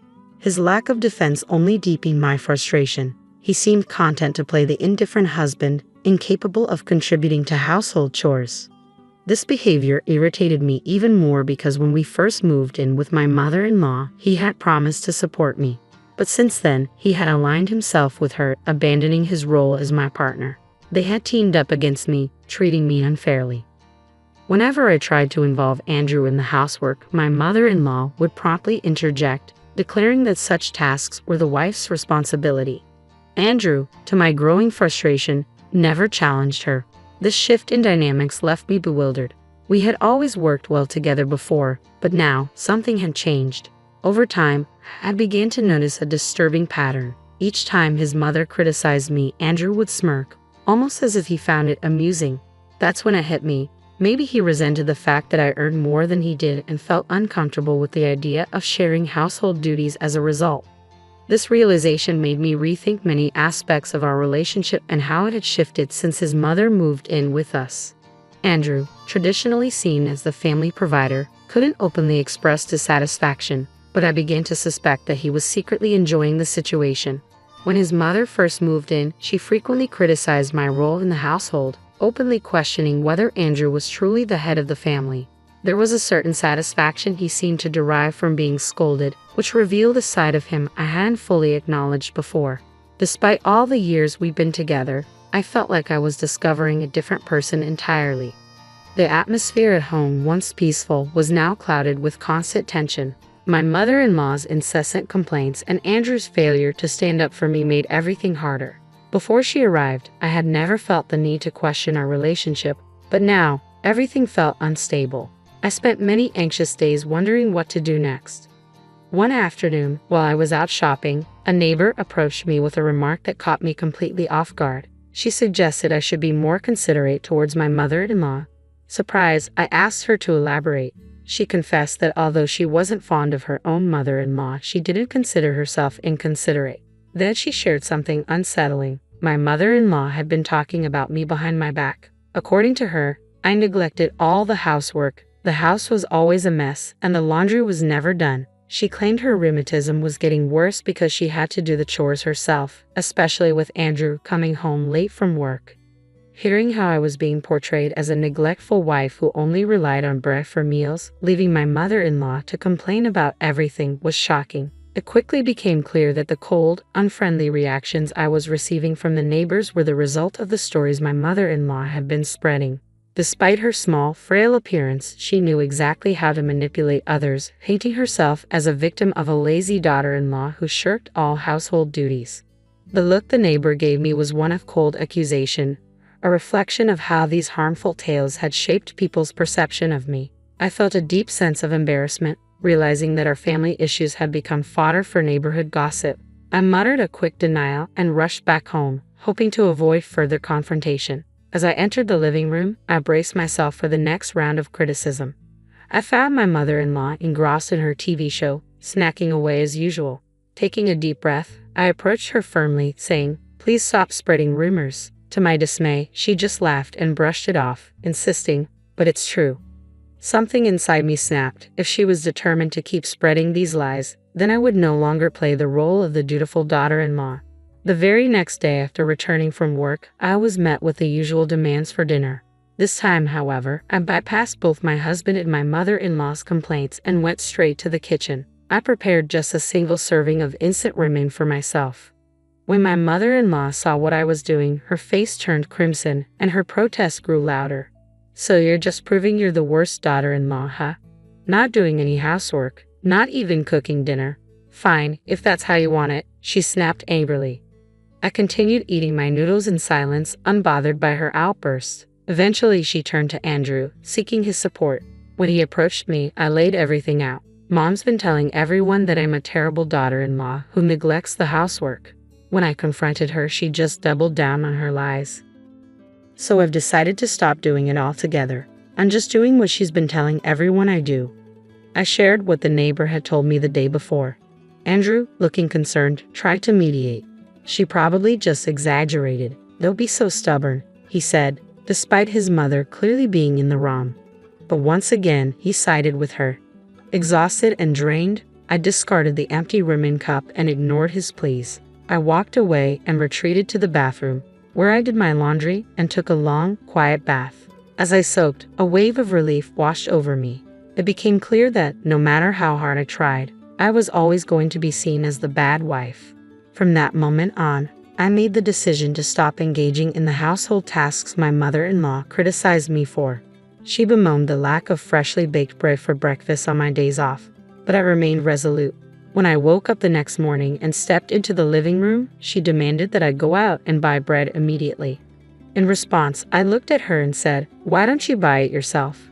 I'm such a bad wife, after all. I'll only buy my share from now on. You'll need to pay for your own food or handle it yourself."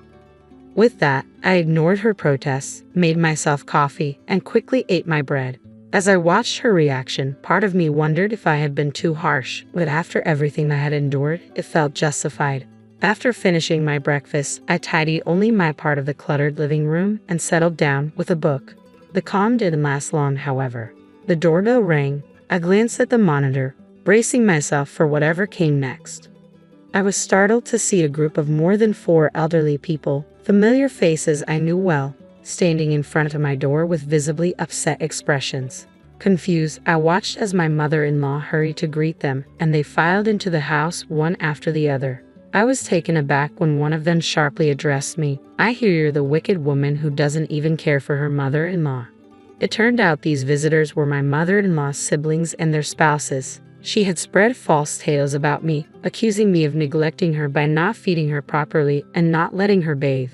As the youngest of 4, she had a large support network, and now, with their spouses included, there were 8 elderly people in my living room, all labeling me as a demon wife deserving of retribution.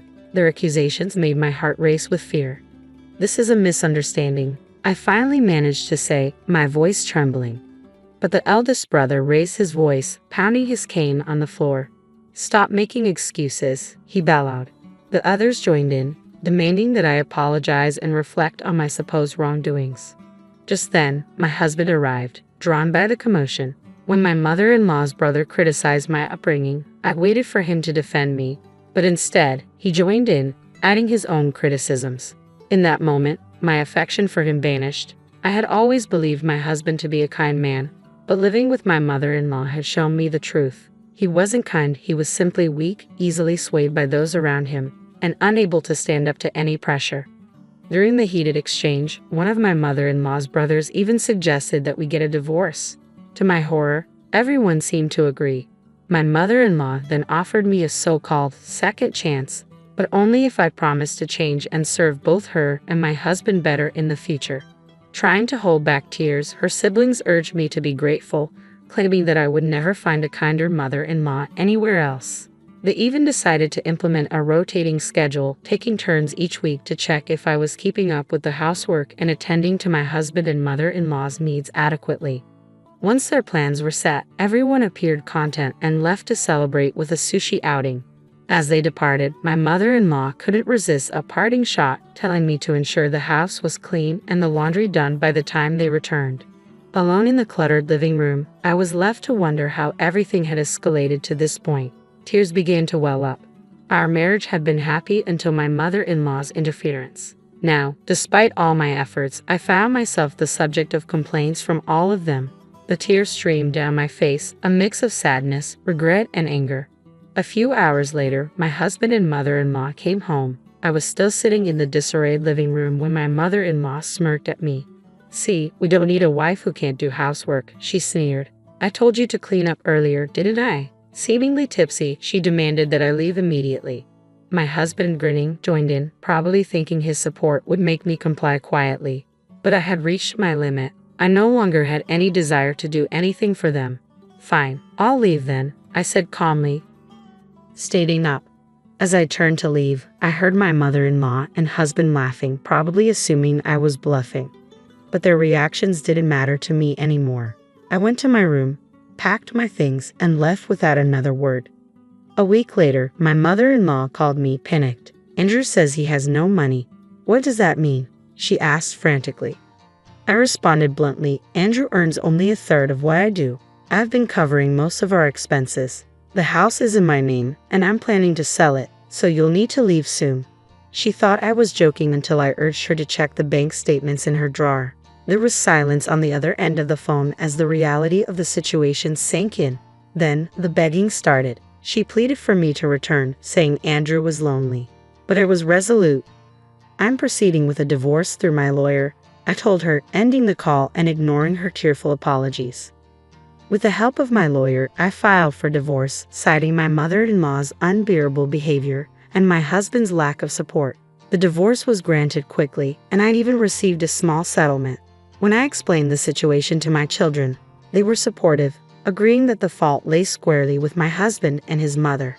After the divorce, I sold the house, and my ex-husband and mother-in-law were forced to move out and stay with relatives temporarily. Their stay was short-lived, though, as they soon had to find a small apartment, struggling to make ends meet on his modest income. From what I've heard, they now spend their days blaming each other for their misfortunes. Meanwhile, my ex-husband has been sending frequent messages asking for reconciliation, claiming he's cut ties with his mother. But these messages have become more of a nuisance than anything, and I'm considering blocking him to maintain my peace. Without their constant criticism, I feel liberated. I'm ready to live my life on my own terms, focusing on my own fulfillment and well-being.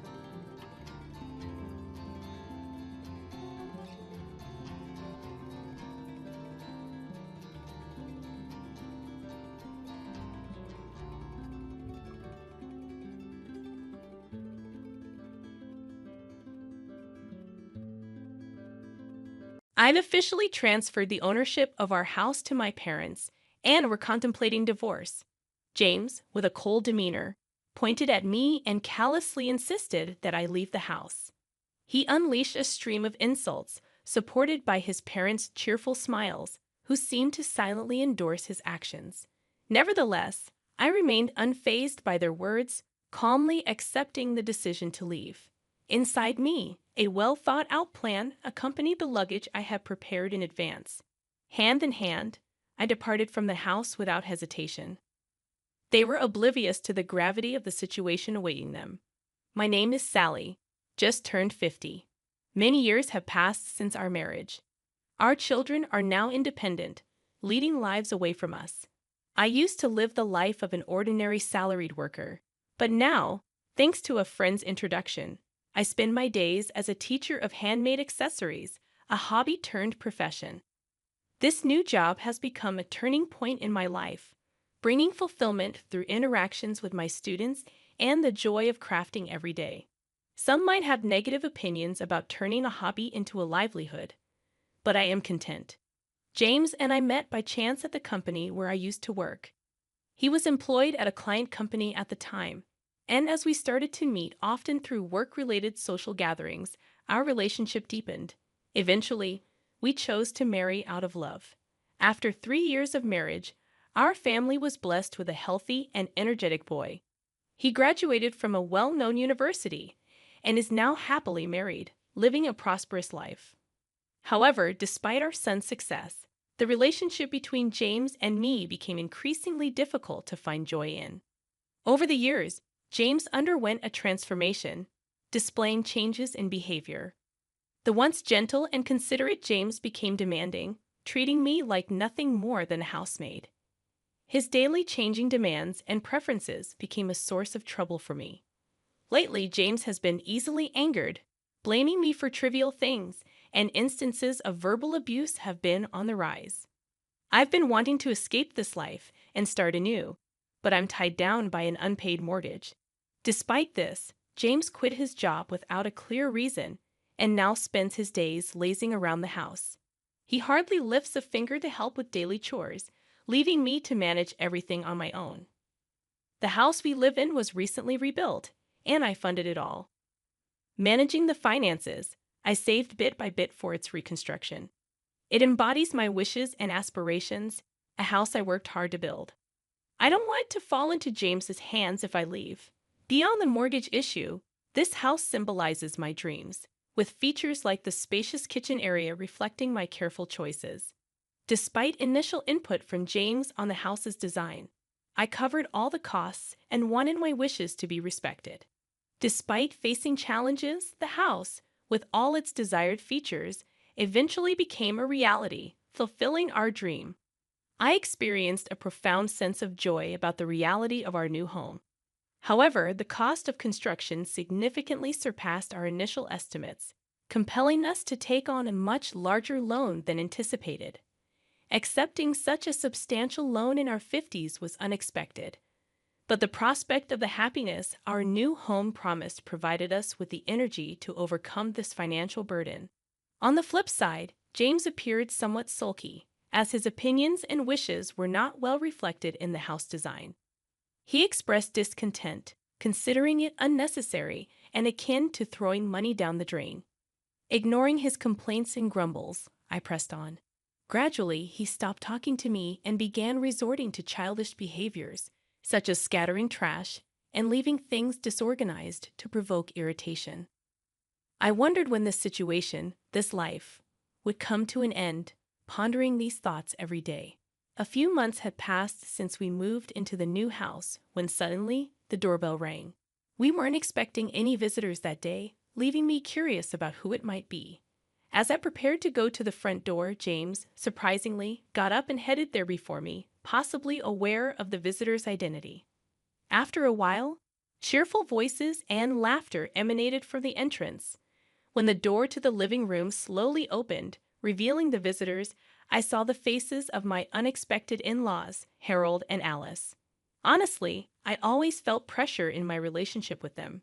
When we first announced our marriage, they treated me coldly, criticized me for my lower social status, and maintained an awkward attitude even on our wedding day. Their interference continued post-marriage, and each time I interacted with them, I wondered how to handle the situation. Despite thinking there had been some change or settling down due to lack of contact, their sudden visit surprised me. Greeting them politely, I felt a slight tension, but they passed by me without a word, intentionally ignoring my presence and bumping into my shoulder. They marveled at the house, expressing envy at the spacious and user-friendly kitchen. James proudly showcased the house to his in-laws, and upon their return, the expressions on their faces seemed satisfied. However, James' expression turned stern, and he suddenly raised his voice in anger towards me, instructing me to hurry up and prepare tea and snacks. Overwhelmed by his words, I hastily prepared tea and served snacks, but his parents seemed dissatisfied, commenting on the hospitality.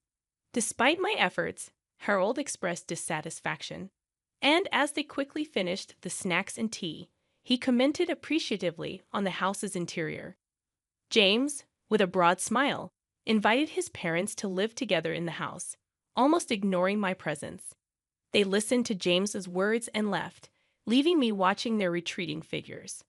I felt a significant gap between James and me, witnessing him chatting and laughing joyfully with his parents, something I hadn't seen in a long time. Subsequently, in response to James' invitation, his parents began visiting our house more frequently.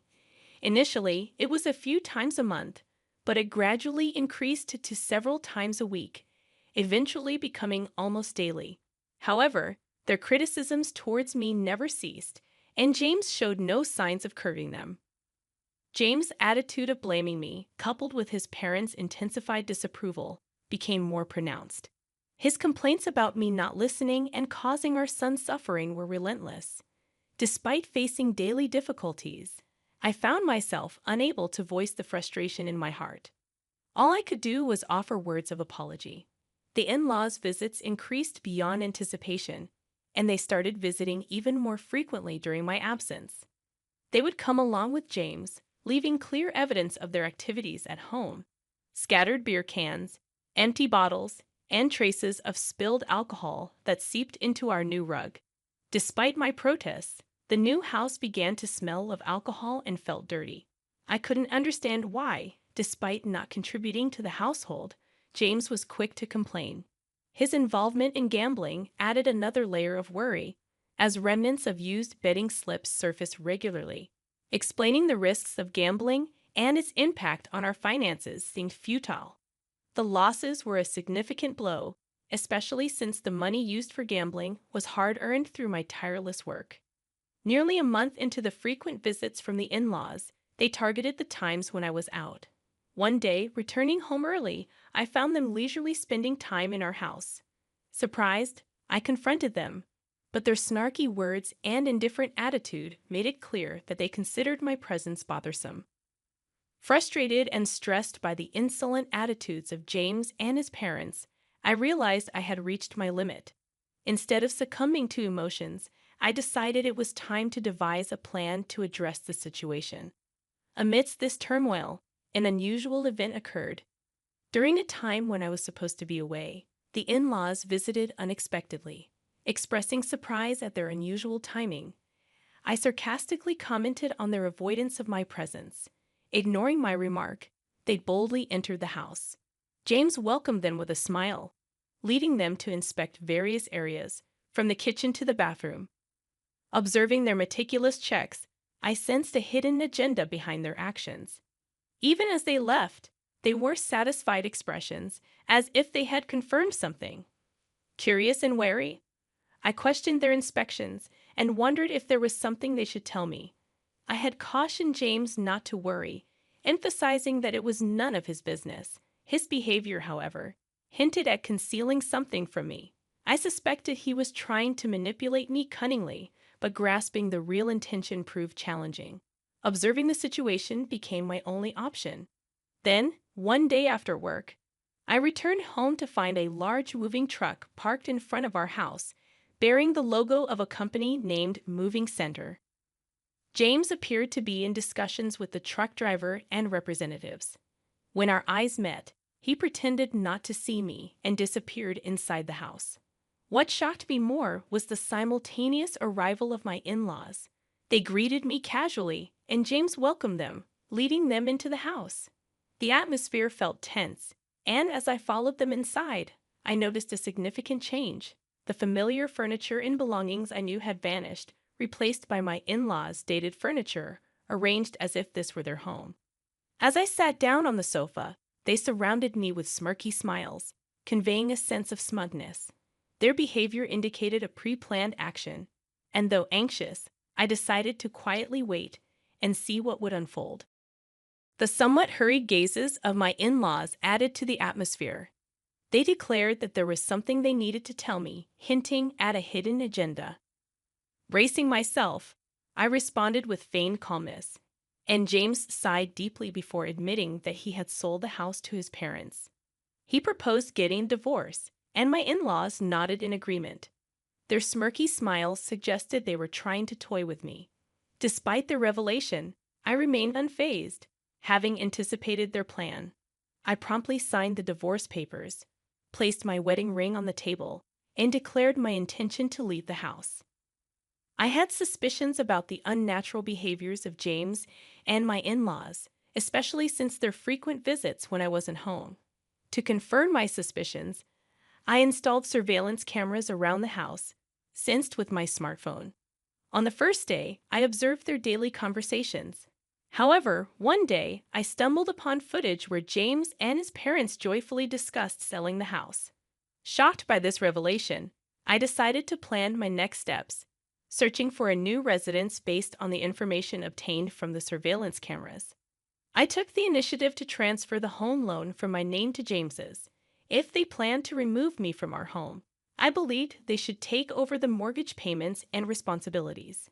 The monthly mortgage, amounting to $1,900, was paid from my hard-earned salary. Doubting that James and his parents could afford this, I resolved not to provide any financial assistance.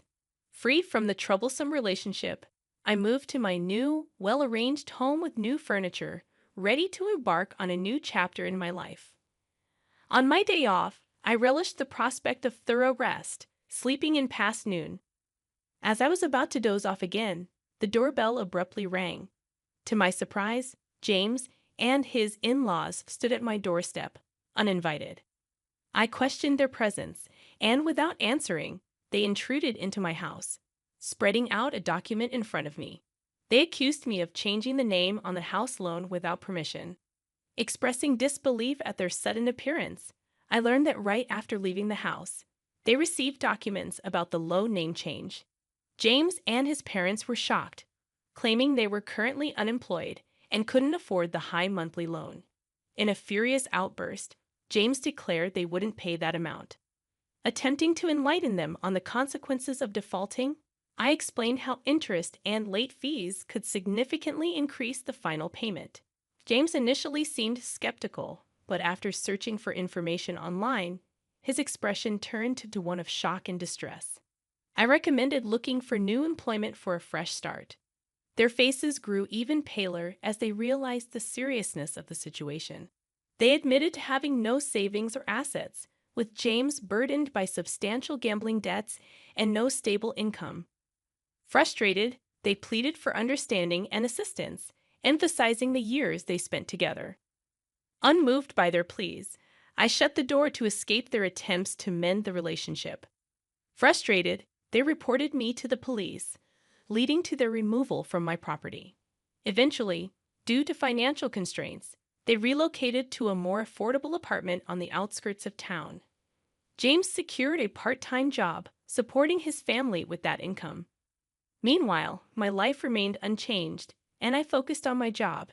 In my free time, I started a blog on handmade crafts, gaining attention and doubling my monthly income.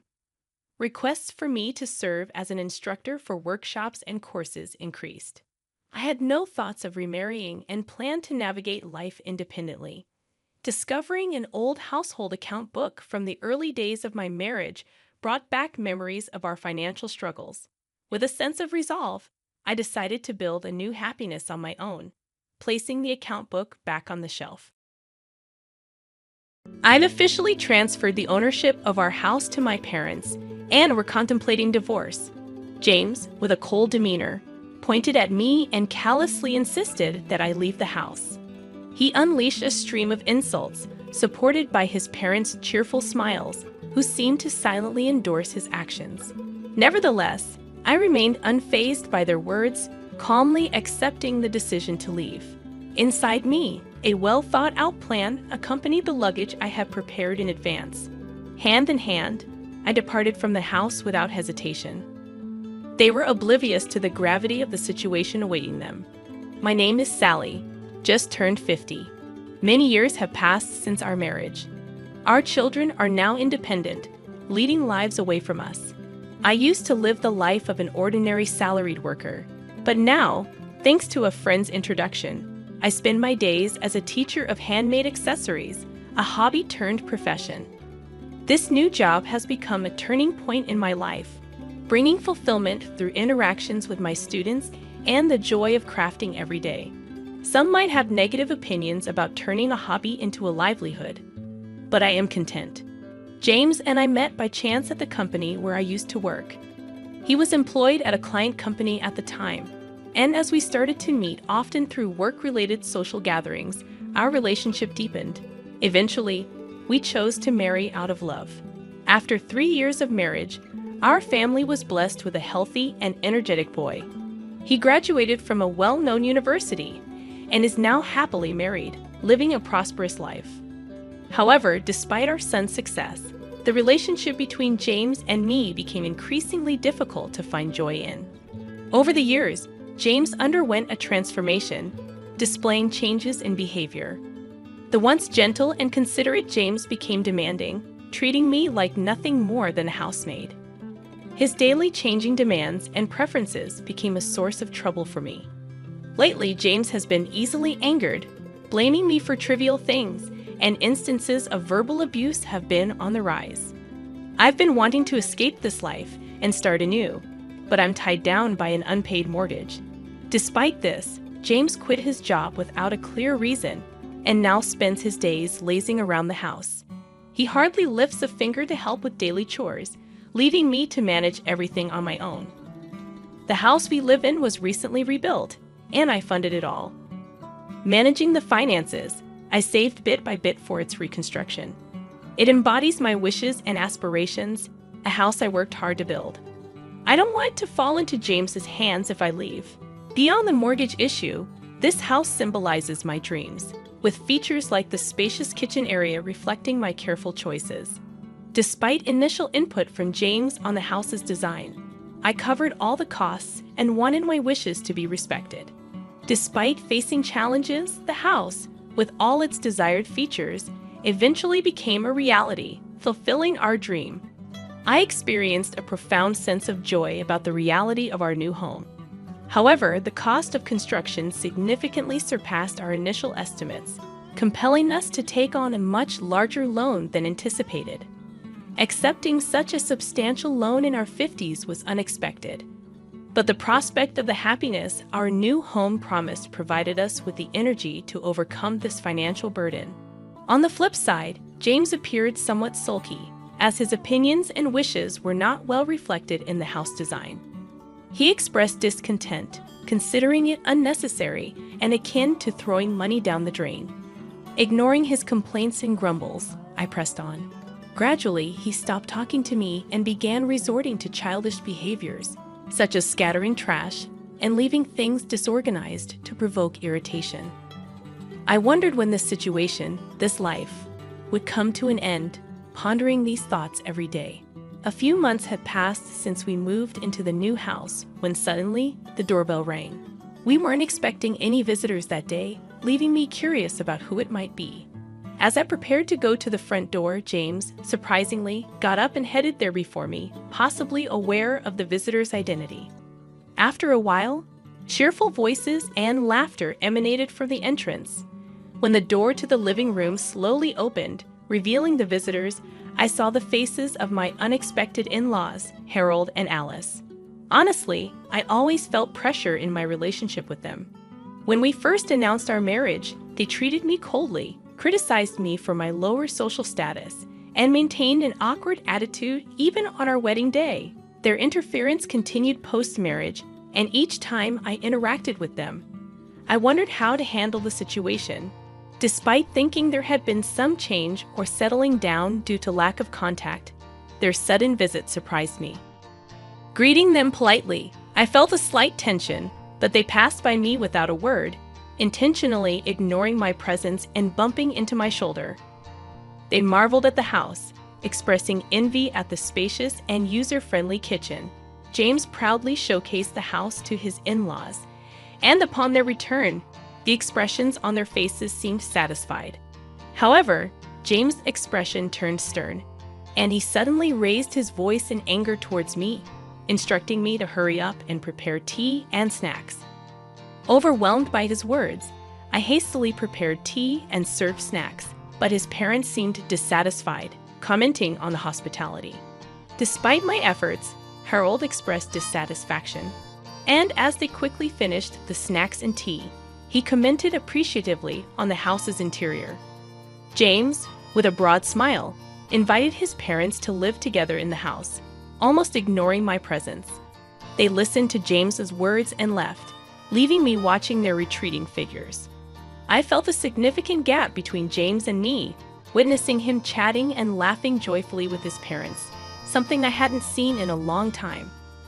Subsequently, in response to James' invitation, his parents began visiting our house more frequently. Initially, it was a few times a month, but it gradually increased to several times a week, eventually becoming almost daily. However, their criticisms towards me never ceased, and James showed no signs of curbing them. James' attitude of blaming me, coupled with his parents' intensified disapproval, became more pronounced. His complaints about me not listening and causing our son suffering were relentless. Despite facing daily difficulties, I found myself unable to voice the frustration in my heart. All I could do was offer words of apology. The in-laws' visits increased beyond anticipation, and they started visiting even more frequently during my absence.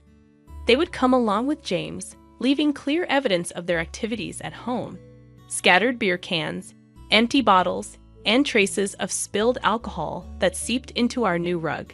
Despite my protests, the new house began to smell of alcohol and felt dirty.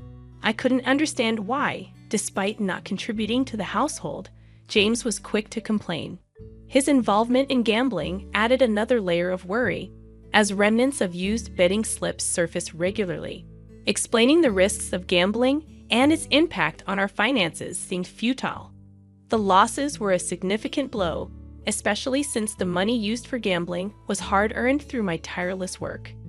Nearly a month into the frequent visits from the in-laws, they targeted the times when I was out. One day, returning home early, I found them leisurely spending time in our house. Surprised, I confronted them, but their snarky words and indifferent attitude made it clear that they considered my presence bothersome. Frustrated and stressed by the insolent attitudes of James and his parents, I realized I had reached my limit. Instead of succumbing to emotions, I decided it was time to devise a plan to address the situation. Amidst this turmoil, an unusual event occurred. During a time when I was supposed to be away, the in-laws visited unexpectedly. Expressing surprise at their unusual timing, I sarcastically commented on their avoidance of my presence. Ignoring my remark, they boldly entered the house. James welcomed them with a smile, leading them to inspect various areas, from the kitchen to the bathroom. Observing their meticulous checks, I sensed a hidden agenda behind their actions. Even as they left, they wore satisfied expressions, as if they had confirmed something. Curious and wary, I questioned their inspections and wondered if there was something they should tell me. I had cautioned James not to worry, emphasizing that it was none of his business. His behavior, however, hinted at concealing something from me. I suspected he was trying to manipulate me cunningly, but grasping the real intention proved challenging. Observing the situation became my only option. Then, one day after work, I returned home to find a large moving truck parked in front of our house, bearing the logo of a company named Moving Center. James appeared to be in discussions with the truck driver and representatives. When our eyes met, he pretended not to see me and disappeared inside the house. What shocked me more was the simultaneous arrival of my in-laws. They greeted me casually, and James welcomed them, leading them into the house. The atmosphere felt tense, and as I followed them inside, I noticed a significant change. The familiar furniture and belongings I knew had vanished, replaced by my in-laws' dated furniture, arranged as if this were their home. As I sat down on the sofa, they surrounded me with smirky smiles, conveying a sense of smugness. Their behavior indicated a pre-planned action, and though anxious, I decided to quietly wait and see what would unfold. The somewhat hurried gazes of my in-laws added to the atmosphere. They declared that there was something they needed to tell me, hinting at a hidden agenda. Bracing myself, I responded with feigned calmness, and James sighed deeply before admitting that he had sold the house to his parents. He proposed getting a divorce, and my in-laws nodded in agreement. Their smirky smiles suggested they were trying to toy with me. Despite their revelation, I remained unfazed, having anticipated their plan. I promptly signed the divorce papers, placed my wedding ring on the table, and declared my intention to leave the house. I had suspicions about the unnatural behaviors of James and my in-laws, especially since their frequent visits when I wasn't home. To confirm my suspicions, I installed surveillance cameras around the house, synced with my smartphone. On the first day, I observed their daily conversations. However, one day, I stumbled upon footage where James and his parents joyfully discussed selling the house. Shocked by this revelation, I decided to plan my next steps, searching for a new residence based on the information obtained from the surveillance cameras. I took the initiative to transfer the home loan from my name to James's. If they planned to remove me from our home, I believed they should take over the mortgage payments and responsibilities. The monthly mortgage, amounting to $1,900, was paid from my hard-earned salary. Doubting that James and his parents could afford this, I resolved not to provide any financial assistance. Free from the troublesome relationship, I moved to my new, well-arranged home with new furniture, ready to embark on a new chapter in my life. On my day off, I relished the prospect of thorough rest, sleeping in past noon. As I was about to doze off again, the doorbell abruptly rang. To my surprise, James and his in-laws stood at my doorstep, uninvited. I questioned their presence, and without answering, they intruded into my house, spreading out a document in front of me. They accused me of changing the name on the house loan without permission. Expressing disbelief at their sudden appearance, I learned that right after leaving the house, they received documents about the loan name change. James and his parents were shocked, claiming they were currently unemployed and couldn't afford the high monthly loan. In a furious outburst, James declared they wouldn't pay that amount. Attempting to enlighten them on the consequences of defaulting, I explained how interest and late fees could significantly increase the final payment. James initially seemed skeptical, but after searching for information online, his expression turned to one of shock and distress. I recommended looking for new employment for a fresh start. Their faces grew even paler as they realized the seriousness of the situation. They admitted to having no savings or assets, with James burdened by substantial gambling debts and no stable income. Frustrated, they pleaded for understanding and assistance, emphasizing the years they spent together. Unmoved by their pleas, I shut the door to escape their attempts to mend the relationship. Frustrated, they reported me to the police, leading to their removal from my property. Eventually, due to financial constraints, they relocated to a more affordable apartment on the outskirts of town. James secured a part-time job, supporting his family with that income. Meanwhile, my life remained unchanged, and I focused on my job. In my free time, I started a blog on handmade crafts, gaining attention and doubling my monthly income. Requests for me to serve as an instructor for workshops and courses increased. I had no thoughts of remarrying and planned to navigate life independently. Discovering an old household account book from the early days of my marriage brought back memories of our financial struggles. With a sense of resolve, I decided to build a new happiness on my own, placing the account book back on the shelf.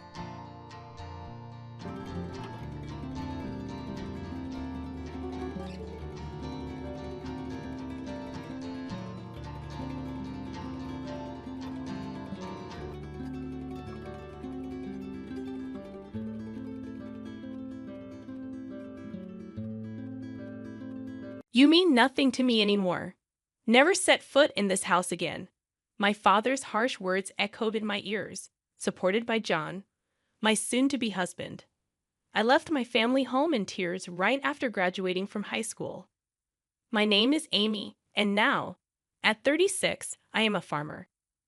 It's been 18 years since I walked away from my family home. From this point on, the time I spend living my chosen life will surpass the time I spent in my family home. A thought that fills me with sentimentality. Our family home was in the city, with my father working in a corporate job and my mother as a stay-at-home mom. It was a family of 4, including my elder brother born a year ahead of me. My parents were the sort who made no secret of ranking their children, with my brother always receiving preferential treatment. The meals we had and the grandeur of our birthday gifts were consistently superior for him. He flaunted his supposed superiority and always belittled me. Loneliness and cries for attention punctuated my childhood, but my parents remained unyielding. I eventually gave up, and the turning point in my life came during the summer of my second year in high school. My brother, aiming for a top-tier university, was struggling with poor mock exam results. Frustrated, he vented his anger on me. My parents, treating him with utmost care as if he were a fragile object, piled household chores on me, leaving no time for my studies. Because I outperformed my brother academically, they attempted to lower my grades to boost his spirits. It made no sense. It was during this time that a teacher at my high school mentioned a rural experience program, a 2-night getaway immersion in country life. Students could stay at a host farm, harvest vegetables, and cook together. It was an opportunity to escape my toxic home environment, and I bravely signed up for it despite my father's objections. He had always dismissed agriculture as a career for those who couldn't secure corporate jobs, while my mother scoffed at me, questioning my sanity for willingly embracing manual labor and getting dirty in the mud. I defied my parents' opposition and used my saved pocket money to participate. It was the first time I'd ever gone against their wishes, and it turned out to be an excellent decision for me. Starved for familial love, it was a truly wonderful experience. Working in the fresh rural air was invigorating, and I discovered the warmth of a family. The eldest son of the host family, John, was a year older than me and the same age as my brother. At first, I was wary because of his age, but John was nothing like my brother. He was kind yet firm, got along well with his parents, and was equally kind to me. John's parents were genuinely gentle people. Though it was only 3 days, parting from the farm left me in tears, and John's mom cried alongside me, saying, "You're welcome back anytime." I promised that I would indeed return. Since they didn't use their cell phones much, I started writing them letters regularly. Before long, I began receiving replies from John, and it evolved into an exchange diary. We eventually started dating, a pure, long-distance relationship without even a kiss. As my brother failed to get into his first-choice university and ended up in a third-rate private college, I became a college applicant. However, my parents pressured me to get a job instead of pursuing higher education, claiming women didn't need an education. The real reason was likely their fear of me attending a better college than my brother. Since the rural experience, I had dreamed of becoming a farmer. While I could become a farmer without attending college, John was a college student who had moved to the city. Deciding to pursue a college education and aiming for a new form of farming with a clear goal in mind, I dedicated myself to daily studies despite interference from my parents and brother. Upon passing the university entrance exam, my father erupted in fury, questioning if I, as a woman, intended to attend a better university than my brother. My mother joined in, claiming they couldn't afford to support me because my brother needed the money. Devastated by their words and a massive argument, I chose to sever all ties with them. John, now my in-law's son, came to pick me up, and they generously supported my college expenses. 4 years later, I married John, never contacting my parents or brother during my college years. However, when my in-laws insisted we inform them about the marriage, my husband decided it was time to visit my childhood home for the first time in 4 years. The timing was chaotic during the planting season, so we could only make the visit at the beginning of summer. My husband, in-laws, and I arrived with sunburned and darkened faces from working outside. To our dismay, my parents and brother openly ridiculed us upon our arrival. My mother, in a condescending tone, questioned our financial status, stating, "No offense, but how old are you exactly? You must be quite poor to be working until you're all dark like this." Feeling mortified, I pleaded with her to stop, but she ignored me. My brother smirked and taunted, belittling those engaged in physical labor. I turned pale as the gentle smiles on my in-laws' faces froze. My husband firmly declared, "With all due respect, we are proud to be farmers." My father condescendingly laughed, disowning me at 18 and stating, "Just to make it clear, you're a stranger to us now. You're marrying a poor farmer who has to sweat and work hard. We're going to treat you as if you don't exist. It'll be a problem if you come asking us for money. We don't want to see you anymore." Already disowned at 18, I knew I was on my own, even without explicit confirmation. Despite this, I tried to maintain courtesies. The sympathetic looks from my in-laws and John were difficult to bear. On the way home, I quietly wept and resolved to forget about my biological family. Time passed, and 18 years flew by. The emotional wounds had thoroughly healed. I had given birth to 2 children, and my days were busy but fulfilling. Although I had virtually erased the memories of my parents and my brother, I was informed by a cousin that my brother was getting married. My cousin and I had always been close, occasionally meeting even after my marriage. At the wedding, my cousin said, "However, I hadn't heard anything about the marriage plans of my parents or my brother." "Well, since we're estranged, it's true that there's no way for me to know," I replied. "I heard they are building a new duplex. I wonder if it's completed." Apparently, both my parents, my brother, and his wife planned to move after the wedding. My cousin knew about the estrangement between my parents and me, that they seemed to think that I would attend weddings and funerals. After finishing the phone call with my cousin, I impulsively dialed my mother's cell phone number. However, I was met with an automated message saying, "This number is no longer in use." I tried calling my father next, and again, the same automated message. Had they changed their cell phone numbers? I didn't know my brother's number, so I couldn't call him. With trembling fingers, I dialed the landline for my family home, and it connected.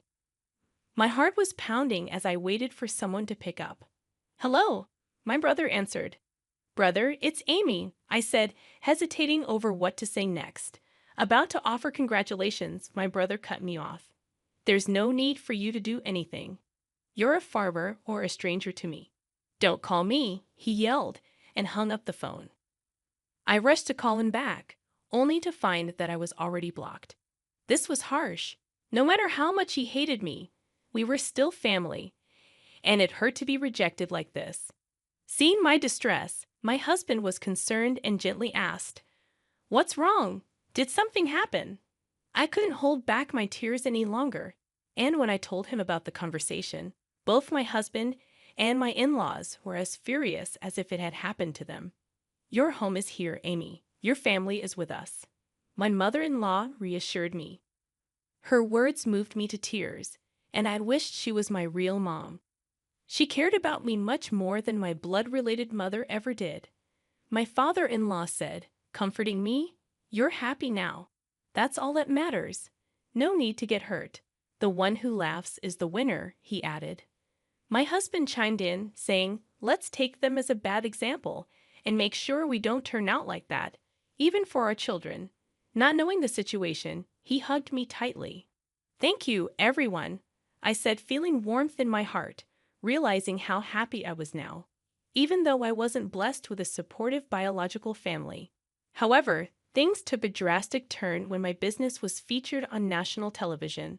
My in-laws, originally large-scale grain farmers in the American Midwest, who also grew a wide variety of vegetables and fruits, had a lot of produce that didn't meet the standards. I had studied food business in college and spent a lot of time figuring out how to sell all the produce without waste. Backed by the local farmers union, I started an online business selling jams, juices, and pickles made from slightly damaged fruits and vegetables that couldn't be sold as they were. My business was a huge success. It was a hit with moms who wanted to feed their children safe, domestically produced food, and seniors. The demand for nostalgic homemade pickles from those who cherished the taste of yesteryears led me to build a company. I collaborated with young women, like myself, who had married into farming families and unemployed individuals. Over time, it flourished into a $5 million business. Our success story garnered an in-depth report, and following the TV broadcast, we received a deluge of attention, orders, and inquiries. Amidst the constant ringing of both the company's phone and my personal smartphone, an unknown number caught my attention. Without much thought, I picked it up, only to discover it was my estranged brother. It appeared he had seen the national television feature on my success and wanted to borrow money to start a business. Swiftly and firmly, I rejected his request. Undeterred, my brother persistently screamed over the phone, urging me to stop arguing and give him the money, asserting that if a woman like me could start a business and make money, he was bound to be successful. The irony struck me. This was the same brother who had previously declared me a total stranger when I was just a simple farmer. Instead of responding to his pleas, I questioned him about why they hadn't informed me about the move. His surprising answer revealed that my brother's wife, a city girl, had influenced the decision to cut ties the moment my name was mentioned. An insight into her character led me to believe she shared the traits of my brother and parents. A few hours later, an unknown number called again, revealing itself as my father. He demanded an explanation for why I, a woman, was the boss and accused me of stealing a man's job. I clarified that both John and my father-in-law were integral to the farming business, and it was only natural. Though somewhat convinced, my father questioned why I hadn't contacted them. I reminded him that he had disowned me, promptly hanging up and blocking his number. Moments later, my mother called, demanding money, stating that I was making $500 million a year and should send funds home. I explained that the business generated $500 million in total revenue, after covering expenses and employee salaries, leaving little left over. My mother accused me of lying, showing no embarrassment in persistently demanding money. Firmly, I asserted that I wouldn't send money to strangers, whether I had it or not, then hung up and blocked her number. I thought that would be the end of it, but I was mistaken. My parents, my brother, and his wife, whom I had never seen before, showed up uninvited at my in-laws' house. My father announced, "Hey, Emmy, want to hear the surprise? I'm revoking the dissownment." Their desperation for money was astounding. Even my mother-in-law couldn't hide her disbelief and asked, "What on earth is going on with you people?" The discomfort was evident, and my father-in-law and mother-in-law glared at my parents in silence. Even the employees had gathered, staring at my parents with astonishment. It was clear that my brother was not welcome either, but he retorted, "The real blood connections are us. We have the right to share the money you earn too." The woman who seemed to be my brother's wife nodded in agreement with his words. I was seething. "I don't think so. Even though we share a blood connection, there was no emotional connection at all. You treated me like a stranger and abandoned me." The emotional scars from being abandoned by my biological family resurfaced, and I was on the verge of tears once again. Just then, my husband John came and stood beside me. "Emmy is now a part of our family, even without you disowning her. We are perfectly happy. Please go home," he defended me firmly. The employees also spoke out against my parents, saying, "Were you thinking? How rude. There are many people on my side here." As I realized that this was where I truly belonged, I felt profound happiness. My brother grew angrier and yelled, "Shut up, you country bumpkins. You're all low-educated trash, aren't you? Obey what we say in silence." But John calmly replied, "Well, both my father and I are Ivy League graduates, and Amy has graduated from a well-known agricultural university." This revelation about our educational background seemed to catch my brother by surprise. "Why are you farming despite being graduates of top universities?" he blurted out.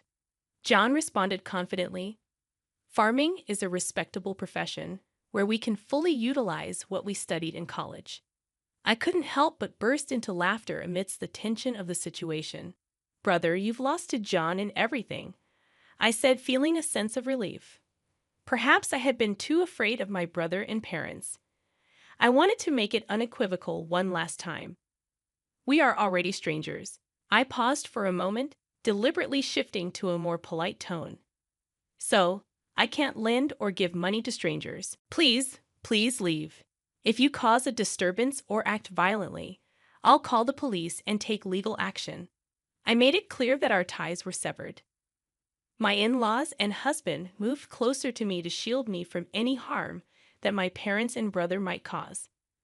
I was deeply moved by their protective presence, feeling truly cherished. The employees also chimed in, shouting at my parents to leave. My parents, brother, and sister-in-law glared at us with resentment, but had no choice but to retreat. According to a story I later heard from my cousin, my brother and parents had attempted to get rich quickly through a business venture, accumulating debts. Instead of seeking financial assistance from me, that arrogant attitude had led to a significant failure, and now they were on the brink of bankruptcy. However, I had no intention of getting involved anymore. For me, my work was thriving, and I was surrounded by a true family, including respectable in-laws, a loving husband, and adorable children. I treasured every day, savoring the joy of life.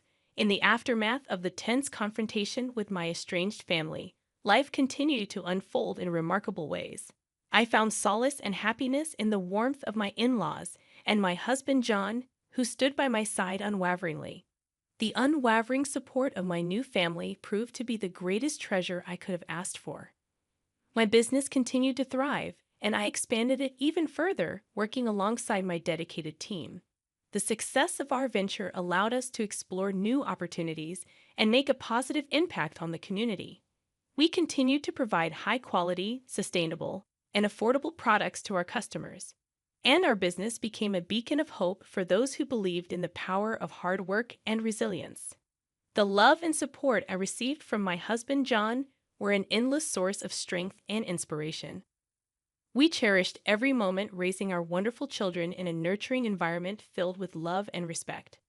The bonds between us grew stronger each day, and our home was filled with laughter and joy. Over time, I rekindled relationships with my extended family, including my cousin who had reached out to me. We forged deep connections based on trust, mutual respect, and shared values, a testament to the fact that family goes beyond blood. It is built on love, understanding, and shared experiences.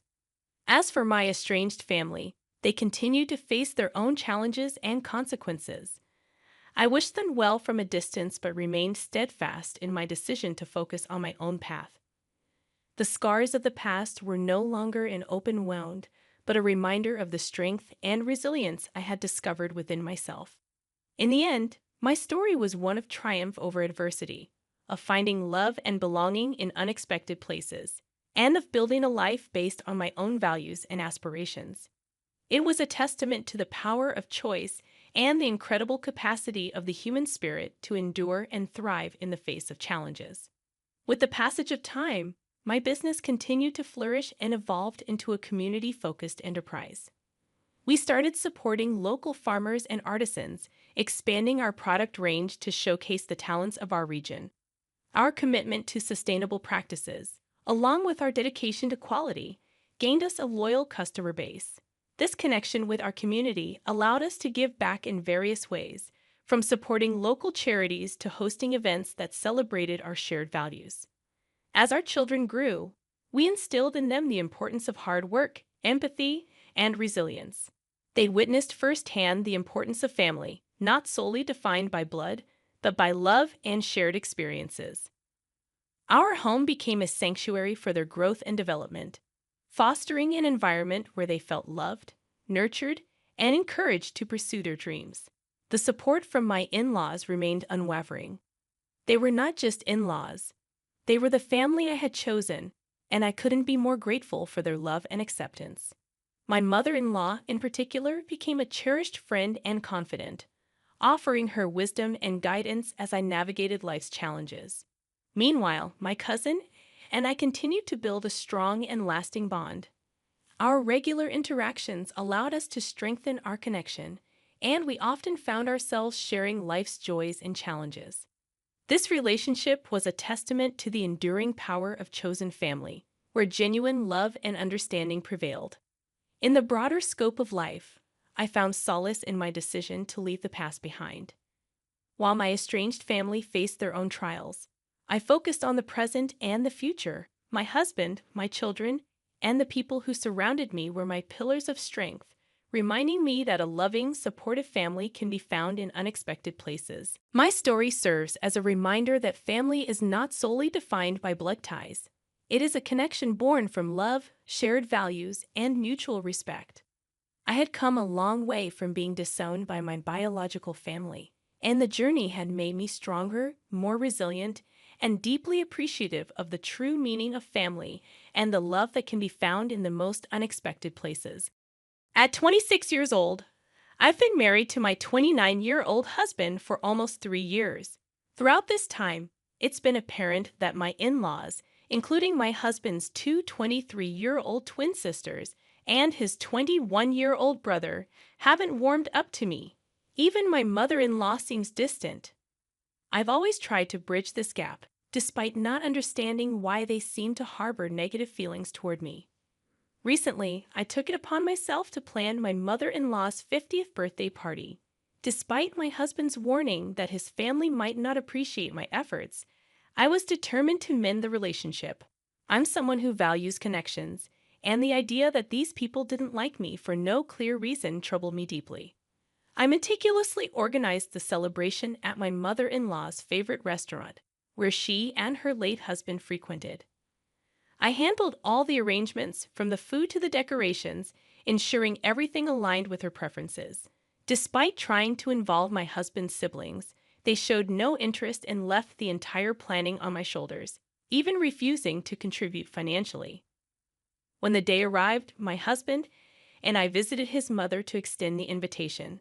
To my surprise, his siblings were already there, appearing startled by our presence. After some small talk, I disclosed the plans for her celebration. When my husband acknowledged that it was my effort, not his, she suddenly became cold, souring the atmosphere. Confused, I detailed how I had meticulously arranged the event, hoping she would appreciate my gesture. Instead, she delivered a falsely sweet thank you before informing me that I wouldn't be attending. Shocked, I asked her why. When I asked why, she explained that she wanted her 50th to be an intimate family affair, extending that designation only to relatives, not me. She essentially asked me to keep away. My husband and I were stunned, and in that moment, I realized he had been right all along. She was never going to appreciate any effort I put forth. The smirk on my in-laws' faces infuriated me further. I couldn't contain my frustration. I stood up and bluntly told her to go to hell, warning her that if she showed up the next day, I'd have security remove her. That wiped the smugness off their faces. She accused me of being cold and cruel, but I just laughed in response. I was fed up and made it clear that my decision was final. Her attempts to make me feel guilty by crying fell on deaf ears. I was too enraged to care. On the drive home, I tried to cancel the reservation, but it was too late. My husband seemed uncomfortable, choosing not to comment much except for saying I did the right thing before stepping out for a smoke. He's never been one to delve into family conflicts, and I appreciated him not making me feel worse about ignoring his advice. Since I'd already paid for everything, I canceled the last-minute invites, irking some of my mother-in-law's friends. Instead, I called upon my own friends to salvage the situation and make the evening enjoyable. My husband and I invited some of his friends too, deciding to turn the occasion into our own celebration. We hastily removed the decorations before they arrived and ended up having an absolute blast. I uploaded all the pictures when I returned home today. My sister-in-law texted me, upset that I repurposed the venue for my own use after canceling my mother-in-law's birthday party. She accused me of selfishness, highlighting how much the place meant to my mother-in-law. I don't feel overwhelmingly remorseful about my actions, believing my decision was justified, but I'm unsure if I made the right call. Am I the antagonist for canceling the party after being told I wasn't welcome there? Update. I shared the message from my sister-in-law with my husband and asked if I should apologize to his family. Surprisingly, he staunchly advised against it. In fact, he suggested cutting ties entirely, a significant step considering his family often relied on him, especially financially. He's successful and runs his own company, so withdrawing support meant his mother would have to rely on his less dependable siblings, who frequently changed jobs and leaned on him for money. I tried dissuading him from this drastic action, sensing there might be more behind his decision. Over time, I noticed his family growing distant from him, even during our dating phase. Despite his efforts to invite them over for dinner, they always found excuses to avoid it. I felt partly responsible, fueling my eagerness to build a connection with my in-laws, hoping it would help my husband reconnect with his family. There seems to be something deeper my husband hasn't shared. He's not the type to abandon family. Earlier, he emphasized the importance of family, making this sudden decision, while understandable given my recent treatment by my mother-in-law, highly uncharacteristic for him. I'm determined to understand the situation fully. I don't want him to be unhappy or resentful toward me in the future. I'm really hoping that he'll finally feel comfortable enough to open up and share what led him to take such a drastic step. Now, for the second update. After persistently urging him, my husband finally unveiled why he's decided to sever ties with his family after all these years. When he was 21, his father passed away, leaving his mother, who had never worked, and his siblings, who were all in school, dependent on him. With the inheritance his father left, it wasn't enough to sustain them, so he took on the responsibility of becoming the family's breadwinner. He toiled tirelessly day and night until around 23 when he secured investors for his startup. His success propelled him from just scraping by to thriving financially. However, his family began to grow lazy and materialistic, heavily relying on his newfound success. Despite feeling obliged to support them in his father's absence, he noticed their dependency increasing. Additionally, they treated his past girlfriends poorly, convinced that outsiders would distract him from his familial duties. When they realized I wasn't going to be driven away so easily, Their annoyance grew, and they attempted to poison my husband against me. This led to clandestine fights and arguments during our dating period, where his family pushed him to end our relationship. But he remained resolute about marrying me. As time passed, they resorted to emotional manipulation. Even after years of trying to separate us, they continued to ask him for money. When the birthday incident occurred, his sister attempted to guilt-trip me, while his mother called him to emotionally manipulate him into leaving me due to the perceived insult. Learning about this, my husband reached his breaking point. He realized it was time to let go. I'm still in disbelief at how his family put him through all this, despite him being the sole support for years. My respect for them has evaporated due to their sheer greed. I'm grateful I stood by my husband despite their efforts to break us apart and exploit him for money. I couldn't care less about his financial status. My love for him stems from who he is, not his bank balance. Knowing the entire story now, I'm astounded he endured this and kept it hidden from me for so long, trying to shield my feelings. I had hoped for a positive connection with my in-laws, but he understood it was an unrealistic expectation. I believe he's making the right call now. His family deserves to be cut off for their incredible selfishness, greed, and lack of respect for the man who supported them against all odds. In today's update, my husband finally made the call to his mother, informing her that unless they change their ways, he doesn't want to hear from her or his siblings. They'll need to find their own means of income as he won't support them indefinitely, as I had anticipated. Predictably, their reaction was explosive. Even without the phone on loudspeaker, I could hear my mother-in-law screaming at my husband. Their argument echoed through the room, as I was present while my husband conversed. Predictably, my mother-in-law attempted to shift blame onto me, accusing me of influencing his decision to sever ties and disrupt their family. She even asserted that my husband shouldn't allow himself to be swayed by his wife, which struck me as ironic coming from her. My husband defended me vehemently, emphasizing that his siblings, as adults, need to secure stable employment instead of relying on him. She resorted to accusing him of letting wealth and influence get to his head, insinuating that I might be the one manipulating him into cutting ties. It was a classic tactic: manipulation and emotional blackmail to maintain control over him. However, I refused to let this manipulation continue. Seeing my husband growing visibly distressed and teary-eyed due to their tactics was difficult. As things intensified, I realized the depth of what she and her other children had been doing. I couldn't stand seeing my husband so distraught. I chose to step in and address the situation. I firmly informed my mother-in-law that my husband had made his decision. If she and her children didn't align with our expectations soon, they risked losing his support indefinitely.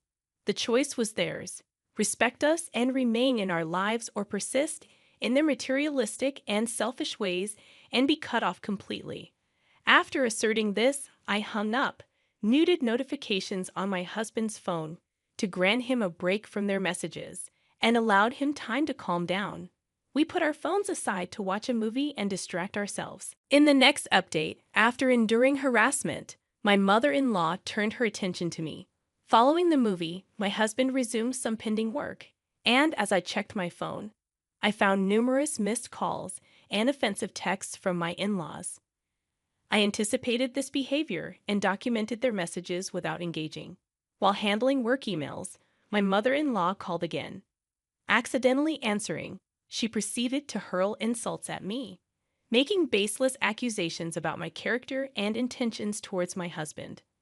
I chose not to react and simply stated that her accusations reflected her own actions. I expressed satisfaction that my husband was finally liberating himself from freeloaders like them. Subsequently, I blocked my mother-in-law and his siblings on all possible platforms to halt their harassment. It's disheartening how low some people stoop to evade responsibility. I refrained from telling my husband about his mother's call to avoid causing him further stress, but I'm prepared to involve him if their harassment continues. They have no right to disturb our peace. Nearly 2 weeks later, my mother-in-law, accompanied by her children, arrived at our doorstep demanding an explanation for our actions. Despite protests that I wasn't family and shouldn't be present, I stood my ground, reminding them they were intruding under our roof and had no authority to dictate my presence. I was caught in a difficult situation when my husband's family showed up, bombarding him with accusations and insults. Seeing my husband's distress, I stepped in. Knowing his gentle nature, I knew he wouldn't defend himself against their manipulative claims. I urged him to compose himself while I confronted his family. They launched into a tirade, accusing my husband of abandoning them for my sake and claiming he was neglecting his familial duties just to please his wife. Their words were a storm of accusation and disrespect. I couldn't stand by as they berated my husband, accusing me of being a gold digger and him of being selfish. My patience snapped. I lashed out, calling them out for being lazy and incapable, surviving on my husband's generosity while offering nothing in return.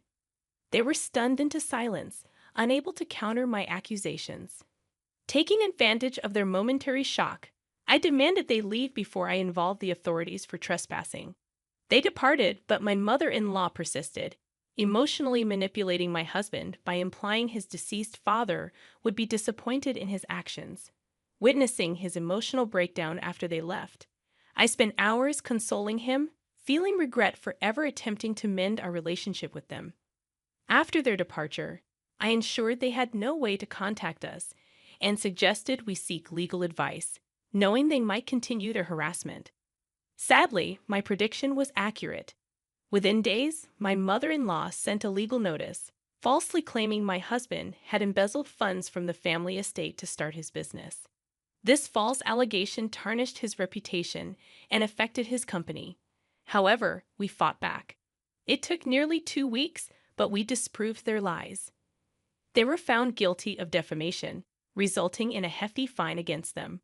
The rest of the family distanced themselves from their deceitful actions, and my in-laws, previously reliant on my husband's support, now scrambled to find jobs to sustain themselves.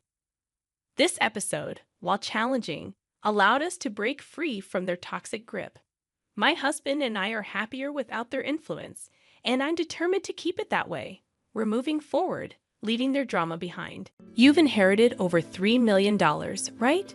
We've already started constructing a duplex for us to live together. I've even included the kitchen of my dreams, my mother-in-law says in a tone that's almost dreamy. I've quit my job. I'm planning to start a business with the inheritance that Ashley has received. My husband announces, looking oddly pleased. Wait a minute, I've told you I haven't received any inheritance yet, right? You've quit your job, and you're building a duplex. What's happening? Don't lie. It's clear you've inherited. How about we take a trip before the house gets built? How about Hawaii? My father-in-law chimes in, adding to the growing confusion with my husband and my mother-in-law. What on earth are these people thinking? They want to use the precious inheritance I received from my mother and spend it on whatever they please. Even though I was filled with rage, I didn't know what to do. The story goes back a few months ago. My name is Ashley. I'm 38 years old and work as a high school teacher. I married David, an office worker who is 2 years older than me, 12 years ago. Soon after we got married, our only daughter Julie was born, and since then, my days have been filled with work and child rearing. Today is the day I'm visiting my hospitalized mother with my daughter. Oh, Grandma, it's been a while. Well, Julie, welcome. My mother lies in her bed, lovingly stroking Julie's hair. Her hand is noticeably thinner, and her complexion looks poor. Next to my mother's bed stands a middle-aged man wearing glasses and a suit. As I nod towards him, he returns the nod and leaves the room. Mom, who is that man? Just an acquaintance. Don't worry about it. More importantly, Ashley, are you still doing well? And David, is he well? My mother's eyes, a shade close to blue, sparkle softly as she smiles. She met my father, who ran an import-export business overseas and came to the U.S. as his bride.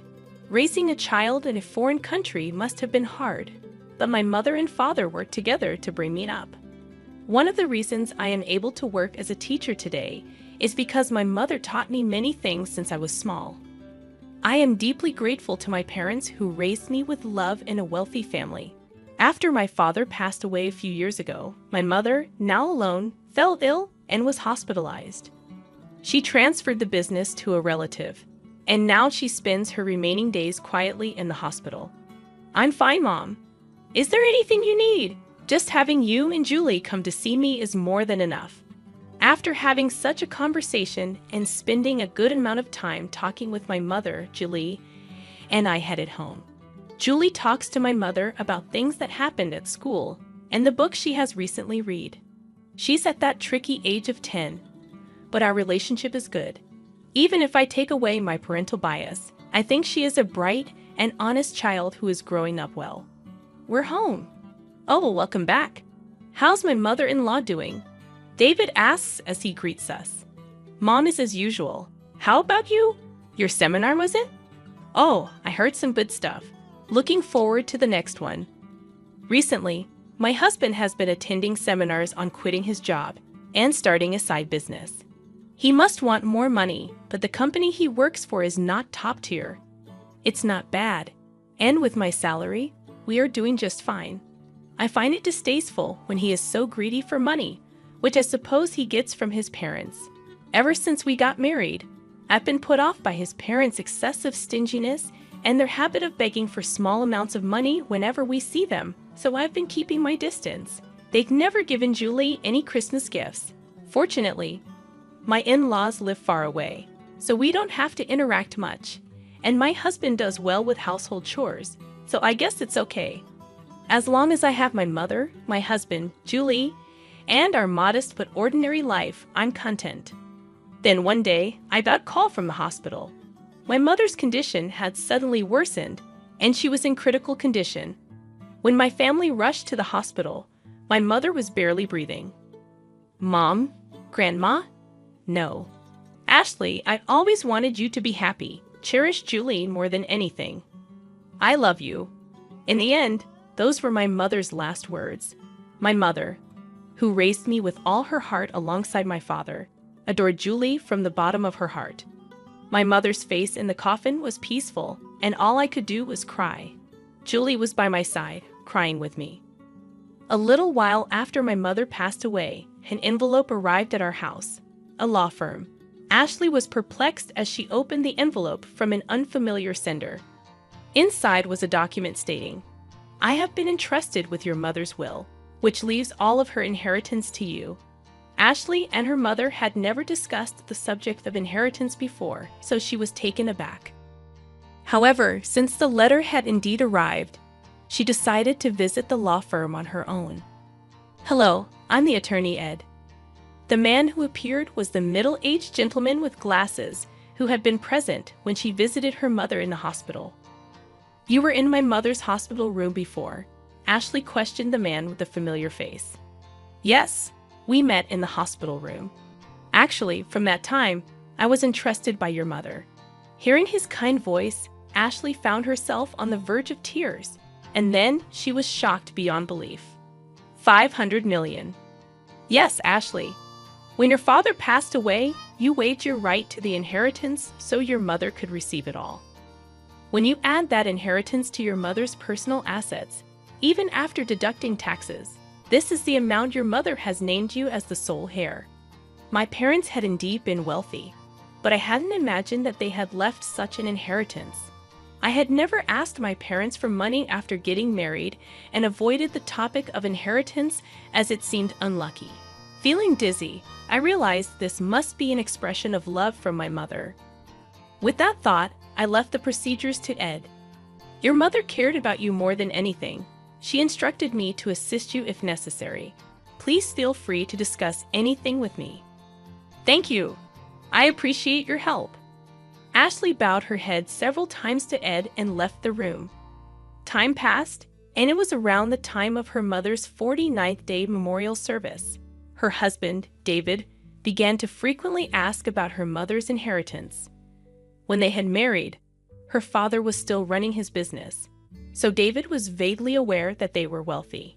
Each time she asked him to stop talking about it while she was still mourning, he would fall silent, only to subtly bring up the matter of money after some time.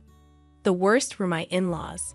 When they came to my mother's memorial service, my father-in-law said, "Ashley, if you are worried about the inheritance, we can help." Huh?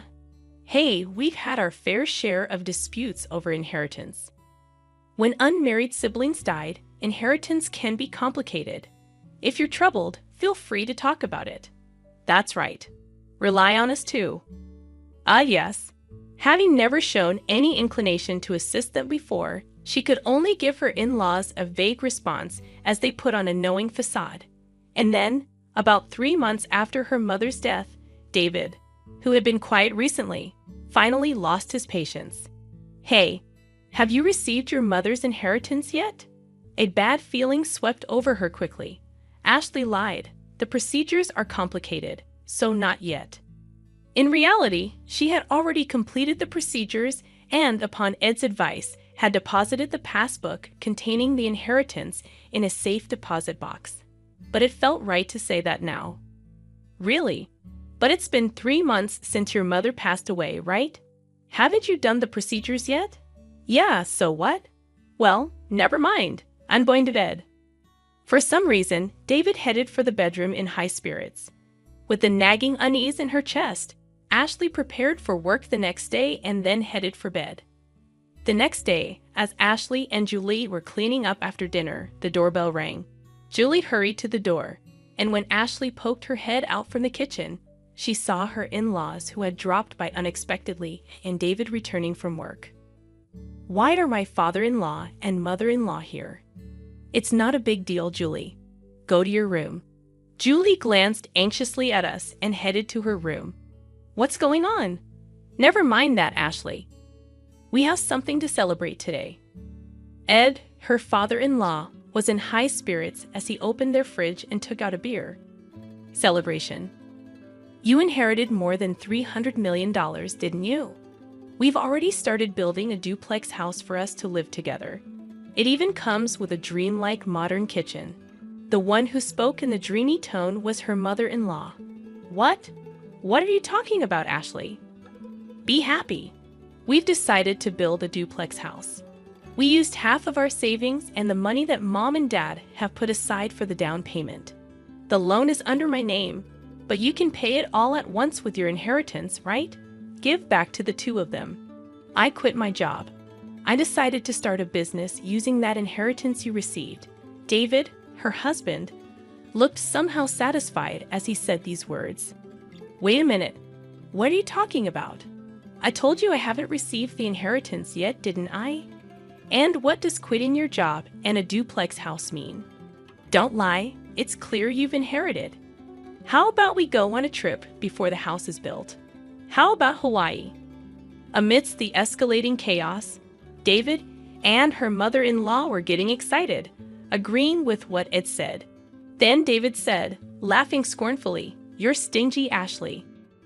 We've looked into it because you kept saying you hadn't received the inheritance. You can't renounce an inheritance if you don't process it within 3 months. Whether you lied or told the truth about not processing, you still have inherited, right? That is, considering the scale of my father-in-law's company, there must be more than 300 million. We'll be able to live comfortably thanks to them. Thank you, mother-in-law. Be sure to prepare the money for the duplex house as soon as possible, and my capital too." Seeing David speak like that made her dizzy. But what on earth are these people who want to use my precious inheritance that I received from my mother as they please and indulge in luxury? Although filled with intense anger and about to yell, she couldn't say a word, worried about Julie, who was in the other room. "I'm going outside for a bit." She called out to the 3 of them, but they didn't hear her, happily discussing how they would use the inheritance. She went out without even taking her wallet. The night wind was cool, and it was then that the tears came. She went to the hilltop park where she used to come with her mother and cried, holding back her voice. Her anger didn't subside. Feeling frustrated and worn out, her heart was exploited. Her emotions were a mess, but she couldn't just say she wanted a divorce. They still had their child, Julie. Her mother's words, "Take care of Julie above all else," came back to her, and tears spilled again. Suddenly, someone spoke to her. Surprised, she opened her eyes, and the person began to speak softly. 3 days later, she called her husband and in-laws to a restaurant with private rooms. "So you finally came back home after that day. Did you withdraw the money, Ashley? You shouldn't leave home without telling your husband." Exactly. Ignoring the words of the 3 people, she took out a document. It was a divorce notice already filled out. "David, I want a divorce." "What? What are you saying?" Her husband looked panicked, and her in-laws looked at each other. "I can't go on with you anymore." "What are you saying?" David's face was turning red as he lashed out at her. "You're leaving us after receiving the inheritance. You changed because you got the money, you miser." "That's my words, Ashley." Snap back. "Ever since I inherited my mother's estate, you've been out of control. Quitting jobs to start a business, deciding to live with in-laws without even asking, taking out my savings to build a 2-family home, and then planning a trip to Hawaii. Who is the one who changed when the money came in? I can't possibly stay with such people." "Wait, you can't just divorce me like that." "That's right. Our savings after marriage are shared property. Half of the inheritance belongs to David, no matter what." "That's correct. If it comes to that, we will take $300 million with us." David and my in-laws were foaming at the mouth as they approached me. Just as I was about to respond, the door to the private room slid open. Dad, Grandpa, and Grandma should know better. The inheritance Mom received doesn't become shared property, right, Mr. Ed? There stood my daughter Julie and Attorney Ed. "Julie, and who are you?" "I'm Attorney Ed. Ashley's mother had entrusted me with this matter, and I've been advising Ashley." As Ed bowed, Dave seemed flustered. "That's all well and good, but wait. The inheritance doesn't become shared property?" "That's correct. Inherited property from a deceased parent has not become shared property, nor is it subject to the division of property." "What? You've got to be kidding me. Is this a mistake? That can't be." In front of the flustered 3, I was taken aback. It seems that they really thought that the inheritance I received would become their property. In that case, it's even more reason not to divorce. "I'll cling to you no matter what." My husband with bloodshot eyes shouted out without any regard. "Stop it already?" That was Julie. She continued her calm words. "Since Mom suggested divorce, no. Since Mom inherited the estate. Has Dad ever thought about Mom once? Grandpa and Grandma only ever talk about money. They never once mentioned me. I can't consider such people as family." David and my in-laws were taken aback. The day I was crying about my inheritance, Julie was the one who spoke up. Julie came running after me, and she told me Dad, Grandpa, and Grandma are too much, trying to take Grandma's legacy for themselves. "Mom, I'm on your side. Let's fight this together." With those words, I made up my mind, contacted Ed, and arranged this meeting. "Julie, it's not like that. Dad wants you to be happy." "That's right, Julie dear. You'd be happier living with us, wouldn't you?" "That's right. A child shouldn't interfere." My desperate husband and still assertive in-laws. Julie, with an exasperated look on her face, said, "I'm going with Mom. I can't bear to be with you anymore." Julie said this and looked away. "Anyway, we've made up our minds. Julie and I will be leaving." As I said this calmly, David got angry. "Hey, I've never cheated, and you can't force a divorce. I'll hire a lawyer. We'll get that money one way or another. If that's the case, I will take care of it from here." Ed spoke quietly. "The issue here is whether there are grave reasons for not continuing the marriage, quitting his job, using the household savings without permission, deciding to live together, and Julie is saying she can't bear it. There are various points we can argue. Moreover, your daughter recorded the sound of all of you begging for Ashley's inheritance. That should also serve as evidence." "Damn it." David slumped, and my in-laws turned pale. After seeing that, Julie and I left the restaurant. A year later, thanks to Ed's efforts, my divorce with David was finalized.